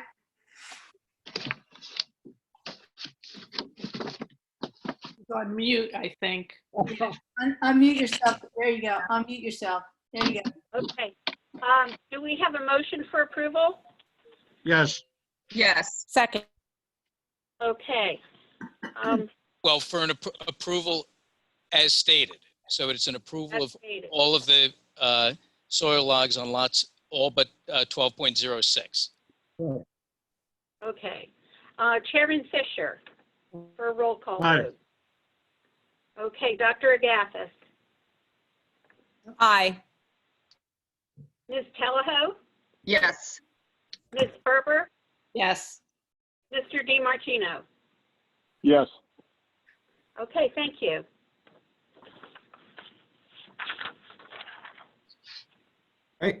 Great. Thank you. We appreciate your time, and I'm sure you Thank will you. be seeing us again in the future. hope so. Good Yeah, luck we to you hope to guys. see you really quickly. Good luck. Good luck. Good luck. Okay, We guys. look forward to Have a good seeing rest you of your again. evening. All this time. Good night. Be Thank you. safe. You all as well. Thank you for your time. Thank you. Alrighty. Let's get on, I'll go to the agenda. Hold on. Next item coming up. Approval of minutes, February 2020. Okay. Do I move for approval. do we have a second? Second. All in favor? Aye. Aye. Thank you. Okay, reports. James, I guess you lead off. I'm not sure we want to hear it. Well, there's this little thing called the coronavirus. It's been running around. A couple people have gotten sick, and some people have been doing some things. A lot of things. We're still testing at the college 2 days a week. Actually, we're not doing next Tuesday because of the holiday weekend.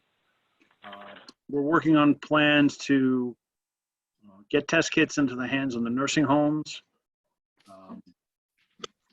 In addition to what the state has been doing. Test kits for the rapid test or test kits for the flock swabs? I'm not sure what the state is giving the nursing homes at this point. I think they gave them the nasal swabs, the anterior nares nasal swabs. That's what I heard from people that work in them. Yeah, which is basically, effectively picking your nose with a Q-tip and then sending it out for a sample. And I think they're going to start them next week. And then That's what we've been doing since March 9th. So we've And had it's what- those swabs from LabCorp since March 9th. right. I'm looking for the rapid test, the saliva or the, Rutgers saliva test or the other rapid test, because that's the one that's ready like in 10 minutes. No, the one, I think they're doing the one that they'll hear in 3 days. Yeah, they're doing the one that has to be sent out Yeah. because it's a diagnostic level quality test as opposed to a screening. Yeah. So really, that's been taking up a tremendous amount of time. Obviously, Judy, I was on a meeting with you earlier where we were discussing reopening Bedminster, and I know that's a popular subject for a lot of towns. In fact, all of the towns we're currently working with. So that's the next big step. How do we open up? How do we try to begin the long road back to some semblance of normalcy, even if normalcy is different from what normalcy was 5 months ago. So that's what we've been doing. Okay. But no dates on the Are you doing any reopenings. tracing? We're still waiting for the state to release the plan, so to speak. All right. We've heard a lot of verbiage on it. We've heard a lot of sound bites on it, but I don't have an operational plan with which to conduct contact tracing. And by the way, in case anybody knows, and I figure it's probably not in this august body with the medical expertise we have, but it's not contact tracking. We're not tracking contacts. We're not putting them on a dot plot on a map. We're tracing. We're finding out if people are sick, to whom and who they were exposed to, and from whom they were exposed. So, but we don't have that plan yet. I expect hopefully that'll be out very shortly, and we'll be able to start doing that. But no, start the video again. Hello. So we have there's a lot of plates in the air, and we're trying to keep them all spinning at the same time. I've seen a tentative plan for contact tracing for schools that's going to be proposed by the CDC and the AAP, but right now it's a preliminary, and it basically involves, when they have to close and identifying 3 cohorts of people who came in contact with the person like 2 days before, 1 day before, and sending them home for a 14-day.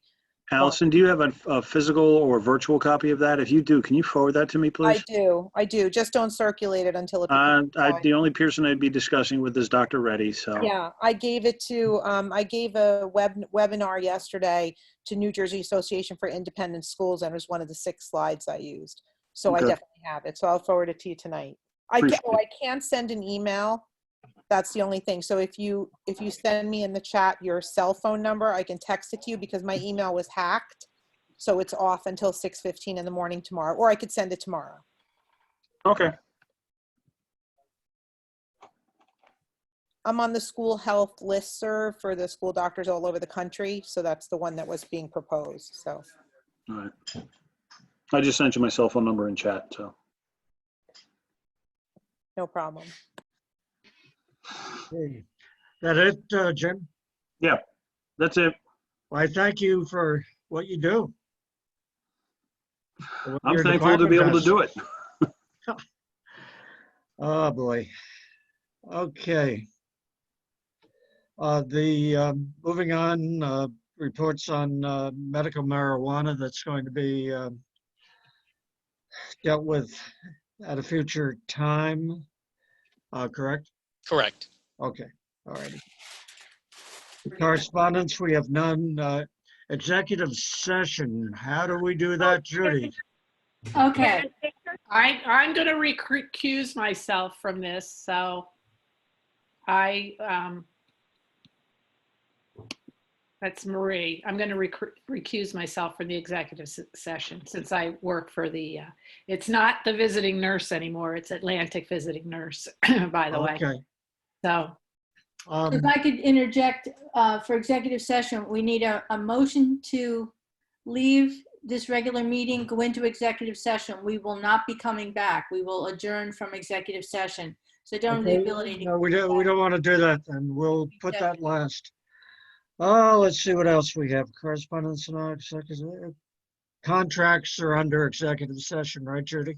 Right, Yeah. Well, both contracts. right. Somerset County Visitors. Diane, that's all I have.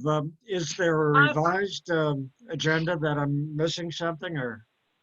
Yes, Chairman Fisher, we were going to discuss Mayor Jacobs' request for input from the Board of Health regarding local reopening. Okay, good, very good. I think we basically covered Delicious Delights. Correct me if I'm wrong, but how do we handle it? Location by location, or? I think it's just general reopening. They're looking for our recommendations of general reopening. So I think the issue of outdoor dining is, was one issue that we took up. But then Mayor Jacobs said that it wasn't only they were interested in outdoor dining, they were talking about indoor dining. And so I was confused as to what he was looking for from us specifically. If I may, I can give a little bit of a description. So we've been looking at a series of special use permits that may be issued townwide to help enable our local businesses reopen. And that's what we need your input on. So those may cover things such as outdoor dining, because we recognize that the local restaurants, if and when they reopen, will probably be significantly restricted with respect to indoor dining. It may be 30 or 50% of capacity. So outdoor dining would provide them additional capacity. We may look at, for example, how do we handle curbside pickup and issue a special use permit such that our shopping centers, our major shopping centers in town, including Somerset Hills Shopping Center and the King Shopping Center, have designated spaces so that people can do curbside pickup without actually parking in the fire lanes. Or the handicap spots. Excuse me? Or the handicap spots. Or the handicap spots, as we found out today, that the Somerset Hills Shopping Center decided to cover the handicap spots with signs saying those are to be used for curbside pickup, which is obviously unacceptable. The reason we're approaching this way is because special use permits allow us to do something temporarily. They're expeditious and they don't require a zoning change. And we can change them or rescind them or have them live as long as we want, subject to renewal. I think the maximum for a special use permit, and Judy, you can keep me honest here, is 1 year, but they can be shortened to any time frame we so desire.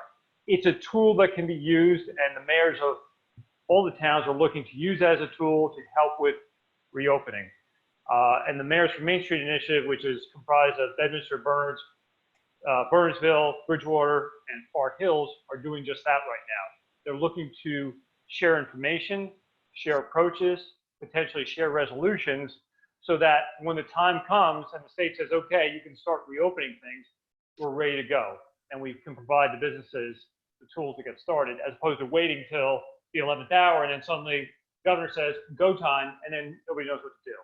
So it's not advocating for pushing to reopen, it's just how do we assist that as things come back online. We're looking for the Board of Health to give us input with respect to dining, with respect to masking, with respect to personal protective equipment, or whatever else you have an opinion on. We welcome the input. Colin, do you have a copy of all of these special use permits? We will look to develop a series of those, and we can certainly share those. That's part of the initiative going on right now. Yeah, because in discussing with Dr. Reddy this afternoon after the meeting I had with you and Mayor Jacobs and Judy, a lot of that seems to be A, in our bailiwick, and B, it's the same question we're getting from 7 other towns with regards to opening. And at least from the county perspective, as your health department, we would like to have a sense of uniformity in our recommendations with regards to guidelines for not only Far Hills and Bedminster, which we serve along with you folks, but also the other 6 towns, Somerville, Raritan, Manville, North Plainfield, Boundbrook, and Franklin. And at some point in the very not too distant future, South Boundbrook as well. I think that's a good idea, because in terms of liability too, it kind of amortizes it. You know, it's not only our recommendations, it's recommendations that are made by the county health department.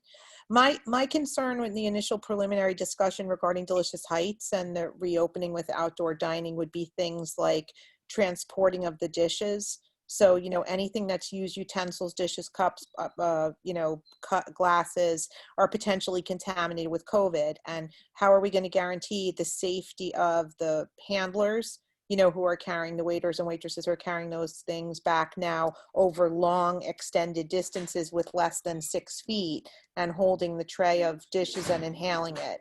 You know, the other question is, can they really maintain 6-foot distancing? Are we going to allow people to come and eat with people they've been cohorting with, or are we going to allow them to meet and dine with other people as well? I had some specific concerns regarding the Delicious Heights proposal and the parking lot. I felt that was a hazard for little kids. I just saw, you know, little kids jumping up from the table and running, you know, somebody runs and gets hit by a car, the way they had the traffic pattern set up in the proposal. So that's a different issue, not necessarily a Board of Health issue, but I think that if the county comes up with some, you know, recommendations, that would be better for us. And then it's much easier to support those if every town is doing the same thing. The other thing too that I think you have to think of, which I haven't seen in these proposals, is how are the restrooms handled in all these areas? What's the traffic in there? How's that monitored? How's that cleaned after people are in, that type of thing too? I think that, you know, unless you know, in the perfect world, you would have an attendant who cleans the restroom after each person. That's not going to happen. You know, most of these people can't afford an attendant, you know, to monitor the restrooms, but that's another issue. I think the consumption of alcohol and then maintaining 6-foot distancing is just asking for, you know, going to be a little bit difficult to deal with as well. So, you know, it does bring up a lot of issues. In terms of masking in China, people are coming to the restaurant with a mask and then they're given a paper bag and they're putting the mask inside the paper bag and then consuming their food and then replacing the mask, because studies have shown that when people are lifting the mask up back and forth to take bites, they're contaminating themselves. So, so all these things have to be taken into consideration also. I would say we welcome the feedback and the input, and as Jim knows and Judy knows, it's not for lack of asking, particularly at the state level. We haven't gotten a lot of clarification. So the towns are basically looking for it now. And look, if we have to go through an iterative process to figure it out, let's do it. But let's get the input. But I think there's some easy solutions, like, you know, they can switch to paper utensil, you know, plastic utensils and paper goods, and then they're not transporting contaminated COVID dishes across a parking lot. You know, so that's one option. Disposable cutlery will be hell on their carbon footprint. The trash, yeah, the trash thing then is another issue. But there are some, you know, like some of the local caterers use biodegradable plates. Clearly. So they're not, like David Ellis gives you biodegradable plates, is just one name that pops into mind. So they're compostable. Is that the verb? Compost, adjective? Compostable, yeah. Yeah. Hey, Colin, do you have a copy? Can we, meaning Himanshi and I, have a copy of the special use permit for Delicious Heights? Because I don't believe. Yeah, I can provide that to you. That'd be great, Judy. Thank you. Yeah. Thank you.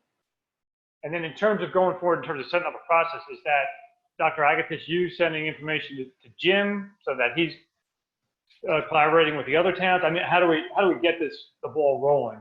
Or Jim, what would you suggest? Well, I would suggest making a list of general ideas of things that, you know, you want to start working on.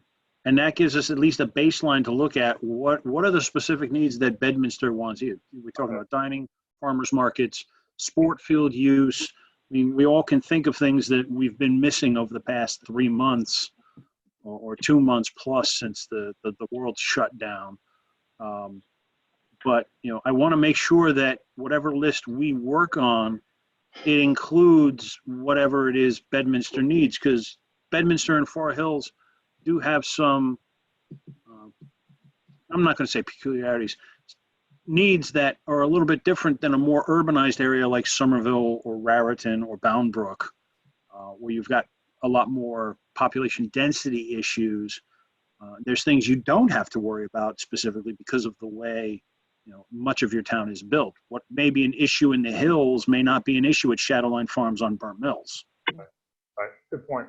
And then just to add another layer of complexity, we also need input on two other topics. One being the library reopening and the pandemic plan that I know was forwarded to this board. You know, we were discussing it last night at our board meeting, and one of the questions I raised was, okay, you're insisting on everybody wearing masks. Does that apply to children? Because there's an entire children's wing. Right. Well, the CDC and the AAP recommend mask use for everyone over 2 years old. Right. So under 2 years old is a different situation, unless they have, there's 3 qualifications. If they have difficulty breathing, if they can't stop from touching the mask, or if, I forget what the third one is. But the point is that they have to, you have to wear a mask. So anybody over 2 years old needs to wear a mask. I think it's going to be some behavioral components. I've been at a lot of meetings this week regarding school reopenings, and it's the same issues that we're dealing with. As far as the library is concerned, I believe that when we had the first meeting before the shutdown, we already indicated what we would be doing for the library before the governor closed all the libraries. Right. You know, I think so. So we kind of have a plan for the library. You know, the seating has to be 6 feet apart.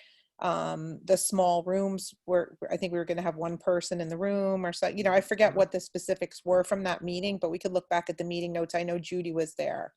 Well, they shared, now they're, I'm sorry, Judy, I didn't mean to cut you off. I was just going to say they shared the pandemic plan. Yes. If you could take a look at that and review and provide comments, because that is now has more specificity than what was shared at that original OEM meeting. Yeah, if you can send it by email, that would be great. I think we got it this afternoon. Oh, today. That was the one we got today. I probably didn't read it yet. And I did have some concerns with that because I think, you know, I don't know about what you think about this, Allison, but I mean, we have to do temperature checks every time we go into our facility. And I don't know where that is. And okay, so we had this conversation at length when I gave the webinar. So the issue of temperature checks is that there are several different ways to measure temperature, right? As a doctor's office, we measure it now. The standard of care is really the best way to do it is with a temporal artery temperature, which we use the Exergen system. Yeah. We run it along the course of the temporal artery. The ones that are ear thermometers and forehead thermometers and things like that are notoriously not reproducible. When you look at a big venue like the airports and things like that, they're using thermographic cameras. So body heat is released as UV radiation, and then the thermographic camera sends it to a computer, and the computer programmers generate a program where elevated body temperature over 37 degrees Celsius or 98 degrees Fahrenheit is transmitted to an image on the camera on the screen. The monitor that indicates the person is red. They come up with red, for example. And so you can screen thousands of people. I called last week looking for the school districts. I think it's Jagan or one of the big manufacturers of thermographic cameras and setting up this system. And they're using, because there's a big difference between skin temperature and body temperature, right? Because skin temperature can be affected by a whole bunch of things. We live in the Northeast, it's snowing, you know, whatever, it's hot outside, people can have elevated skin temperature. That's not the same thing as having elevated body temperature. And so you can use something like a FLIR or something, you well, know, the FDA on April 20th came out with like some recommendations about certain systems that have to be used for temperature monitoring. And so this one uses like a tear duct system with the camera and everything. The bottom line is that it runs between $15,000 and $45,000, all done and dusted. So the thing is that the question is who's going to be able to afford that, you know, and the question, we had this big call, you know, with all these private schools.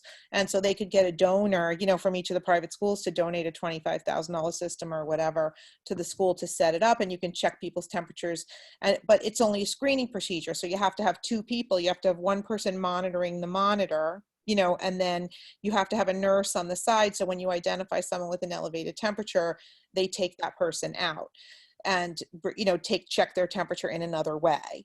So the thing is that if you're talking about a meeting, like a Board of Health meeting, and there's 12 people, we can use the Exergen thermometer because we just have to change the cover. It's pennies and it's only 10 people and it takes 3 seconds to take a temperature. When you're dealing with a restaurant, and there's hundreds of people coming in and out, the Exergen temperature thermometer covers. The Exergen thermometer itself is $475. That's okay, but the thermometer covers are all back ordered. Henry Schein can't get me any. I mean, I have a lot because I've been stockpiling them, but The thing is that it's not a practical use. And if you clean the thermometer in between each person, you have to let it air dry. Right. You can't just like wipe it. It has to like air dry for a few minutes. So it's in terms of taking temperatures. The other thing about temperatures is a lot of people have COVID and are asymptomatic, or they don't have any fever. So it's only one marker. The other thing is people have a diurnal temperature variation where their temperature goes up to 4 o'clock in the afternoon. So you could take someone's temperature at 10 o'clock in the morning when they get to a diner, and then they don't have any fever, but they're still contagious because at 4 o'clock in the afternoon they do. So Germany, that opened up their schools last week, take temperatures every morning, and they're COVID testing by flock swab everybody every 4 days. So, I mean, I just don't know. The question among the school health doctors on the listserv is it really appropriate to take temperatures? Like, what are we going to learn from taking temperatures? Is it going to give us a false sense of security? Like, what about spot checking temperatures? Well, then you get into who's going to get spot checked. And is it going to just be the 7th person, or is it going to be chosen? Are you going to profile? Are you going to be a racial issue? Is it going to be parents of people who donate a lot of money don't get checked? I don't know. I just see like this is a big disaster waiting to happen. So we have to figure out a way. I'm hoping that, like everything else, the technology will come down in price for thermographic cameras.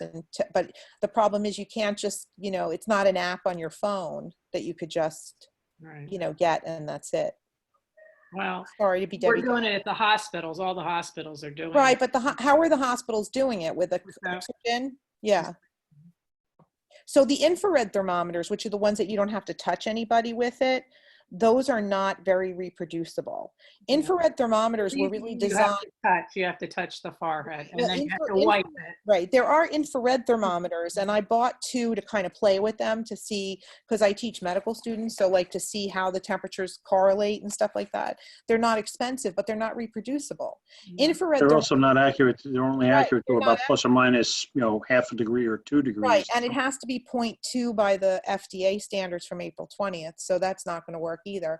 And really, infrared thermometers were designed for industrial use to take temperatures of things that were too hot to touch, like furnaces and things. Right. So I don't know what the answer is. On May 21st, I can't tell you anything about taking temperatures yet. We're kind of seeing where we go. But again, if someone wants to go out to eat, all they need is an Advil. And yeah, well, that's true. And I mean, that's the other thing. For anything, going to work, I could take an Advil. Correct. You can take an Advil and go to work. So, yeah. I don't know if it's practical. It's nice, and that's what I was saying on the webinar. It's one thing to take the governor's recommendations and CDC's recommendations, another thing to translate them into real life. What does it mean for the school nurse or the person at the front desk? So I don't have an answer for you today, but I'm hoping that maybe within the next 2 weeks or so, we'll see. What about the gloves too? That's another thing. I don't, gloves are something that are really more for when you're expecting body fluids to be exchanged. I think personally, you're better off. People tend to touch everything with gloves. I don't know, Jim, if you found the same thing, but it's like, people touch everything. They think the gloves are to protect their hands, not to. You don't want to know what I've seen people do in there. Correct. I've seen a film of people, picking different parts of their body with the gloves on and stuff. You don't even have to go that far. You go to the mall and you look at Claire's, and the people who are piercing ears think the gloves are to protect their hands. Like they touch the money and touch everything. I wish the gloves would go away. Yeah. So many situations. You're better off washing your hands. The ability to wash your hands. So that's the thing with the library. One of the things, with them touching the computers, if they're going to allow people to computers, they need to have them somehow wiped after every time. I think it has to be wiped before you use it. You can't count on the person before you. All right. Well, they have to have those supplies there and available. Right. You have to, and that's another thing. Are Clorox wipes available? Have you tried to buy a Clorox wipe? No, they won't be available till the end of August. Right. That's what I'm saying. They can't divert them from hospitals until the end. Yeah, of I mean, we get them, but we have also, bleach and water are not very good for computer components as it is. No. Well, and it's beyond the computer component, because the station, the table, the people's hands are on the table, touching the mouse, touching everything. So the whole station has to get wiped down as well. Oh, my point was, after you sanitize the keyboard a couple of times, you'll probably find the keyboard doesn't work anymore. And that may obviate the problem because the computer can't be used. You may have to have people bring their own devices, Colin, and just use the internet that's available. Yeah. That may be, it's bring your Your own tablet or device, laptop. BYOD for Right. now, bring your own device. And Mhm. unfortunately, one of the attractions of the library is some people don't have tablets or Right. laptops. That's why they come there to use the internet, to use the system. But Yeah. you're right. I understand. We have to Yeah. restrict it. Yep. Yeah. They may not have a wireless mouse to bring. Right. Yeah. Right. Well, And then- maybe that's just something that isn't available right away. Right. Right. I mean, you're gonna have to And move you it can out. change, that may change in 2 months, as the burden of disease changes, that may get better or worse in 2 months. Our expectation is that, that things will get better, and then in the fall, things will get worse again. That's what we're expecting. Can somebody take a look at that document or combination and give us comments? Because that would be critical. Yeah, I just didn't have time today, but I'll try to look at it over the Memorial Day weekend. We How do love- you want us to get you the comments? You can send them via email, edit the Word document, whatever Well, works. why don't we can email them to Mr. Fisher, and then he can email them to you, or we can email them to Diane, and then whatever you want to do. Whatever you're Probably Diane. Okay, I'll email them to Diane. We'll all email them to Diane, and then she can consolidate them and send them to you, instead of getting 10 different emails from people. That's awesome. And then Oh, just great. one issue, since we're talking about all this, summer camp. That's- Obviously, the state has not canceled summer camp. We're waiting for word. We thought we were going to get word. We still haven't gotten word. We may have to make the decision ourselves if the state can't make a decision. We'd be interested in your input as to whether we should So hold the it. thing is, I was a summer camp counselor. So I was an arts and crafts counselor before I was a doctor for years. And I can tell you, there's 2 issues. One is the social distancing. So that might be, you can have kids wear masks and do social distancing. The mask does give some respiratory restriction. So I would be concerned if it's very hot outside and kids are running around, they can't really do sports and wear masks. The other thing is some of the sports are going to be limited. You can't do sports where you're passing a basketball or a volleyball around and everyone's touching it. So the sports would have to be other things, And I think also the issue is relocating kids to other spaces in bad weather. So you would have to keep the group as a cohort. You wouldn't be able to intermingle the cohorts. So everyone would have to bring their own lunch, or I don't know if the camp is a half day, I think, in Bedminster. Yes, Anyway. correct. Yeah. So maybe what I would look to do would be more like a specialty camp. Maybe have them do a yoga camp or a Pilates camp or something. You may have to reconfigure the camps for circumstances like you can't do sports. And, the water, I think, is not as much of an issue because in a chlorinated pool, I think, Jim, right, the CDC says you shouldn't really, it's the social distancing aspect as opposed to water transmission like Coxsackie or Yeah, that's less of an issue in a pool. yeah, in a pool. So in fresh water, I wouldn't, my concern is something like the Lake Club. That's, in Far Hills. That's really. Well, the bad. Lake Club has, the governor issued the executive orders for the bathing beaches, and the state Department of Health, by extension, included the bathing beach at the lake by extension as part of that executive order with its guideline. Now, I did ask the state health department about the guidelines for pools, and they said, don't have any, don't know when we're going to get them. How are you going to social distance at a swimming pool? I mean, you go, it's like a swarm of people. So How I don't how do know. you Give everybody a 6 foot inner tube and let them go. We don't really have in Bedminster any. So, You don't have any recreational bathing facilities, and the private bathing facilities are exempt. Trump and Well- things like that. They're not. well, we do, so in the hills you have in the hills, we have them, and I'm on the pool committee for the Hills Highlands, Oh. and we're really They're trying not to, opening them yet, are they? no, we're not opening them yet. They No, won't you be can't. open Yet, but we are working on how are we going to open, Well, and that's a little easier because what you can do is you can have hourly. So when I was young and we used a community pool, it was like 1 hour was for the older people, and then another hour was for, so it's like the skating rink. You'll have to like restrict attendance during. well, we're talking about maybe appointments, but then what do we do with the equipment? Do we Well, I put don't the know. chairs Don't out? so Do we much have appointments, people but I bring think- their but own we're- chairs? So that's a different issue, but I think. Well, because we can't let everybody in that square footage for the amount of people. Well, So you could issue, right, you could make like a, people with A through F or whatever, so, so, or people. could- we are limiting, like there'll be no guest passes this Right, year. yeah. There'll be none of that. And It's the same thing there's- we're looking, for the private schools, like maybe having a couple of grades come Monday and Wednesday, a couple of grades come Tuesday and Thursday, and then alternating Fridays. because then they're on teleschool the other times. So there's a lot of finagling that has to be done. But then there's, with the pool, there's sign-in issues because, you have a badge, you swipe yourself in.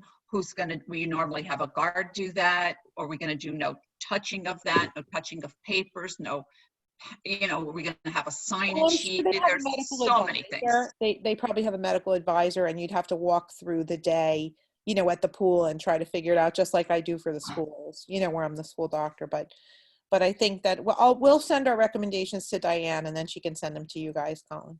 Great, thank you. And also, we welcome Tim if you have any thoughts about liability, because our concern is, a kid has the sniffles or, a fever, is it going to come back and bite us? Are they going to go after the township? It's just even if the governor permits, the summer camps. Well, that might actually have to be worked out almost legislatively, because there's going to be reliance on the governor's edicts by almost every municipality and every business. This is going to be a work in progress, but do I believe that there's going to be a wide liability issue if the municipality allows businesses to open? No, I don't anticipate it, because the state is really going to be the leading entity on this. You're going to be almost working in a manner compatible with the way Governor Murphy's I can tell you allowing it. yesterday when we did the webinar, we were with Grace Lee and Janice Gregerson from, I forget the name of their law firm in Washington, D.C. that does a lot of the private schools all over the country. And what they said basically was, that parents have to understand that sending a kid to school is assumption of risk, that the only way to keep your kids safe is to lock them in a closet, in your house, and don't let anybody in or out. After that, everything is assumption of risk. Like, there's some understanding. What they suggested and what I agreed with them was to have a webinar for parents before school starts and explain and outline everything that the school is going to do, everything that, all the accommodations we're making. This is what we're doing cleaning wise. This is what we're doing with the classrooms, one-way hallways. Like, we had a huge list. I don't know, whoever the Bedminster school doctor is going to have to work that out with you. But we did the same thing for Bernardsville. And, we came up with a giant list, and then we have to tell parents, there has to be some reciprocity. We have to expect that you're going to check your kid's temperature before they go to school, that you're not going to send them sick, whatever. There was a list. And then with full disclosure on both sides, then you say, okay, but, sending your kid to school is some assumption of risk because you're intermingling with other people, despite all these, these efforts that we're making and all the efforts that we expect you to make, and that's it. Now, I think there's going to be some high-risk populations, our cystic fibrosis patients, the chemotherapy kids, the JRA kids on immunosuppression. Those kids are likely going to be just staying home for the year, because we just can't guarantee their safety enough. But I think that that's going to be what you're going to have to do. There's going to be, you're just going to have to be some disclosure of what you're going to do and transparency and what your efforts are. Some reciprocity expected from the community, and then understanding that there is assumption of risk. Well, It's like and leaving I bacon think on the table.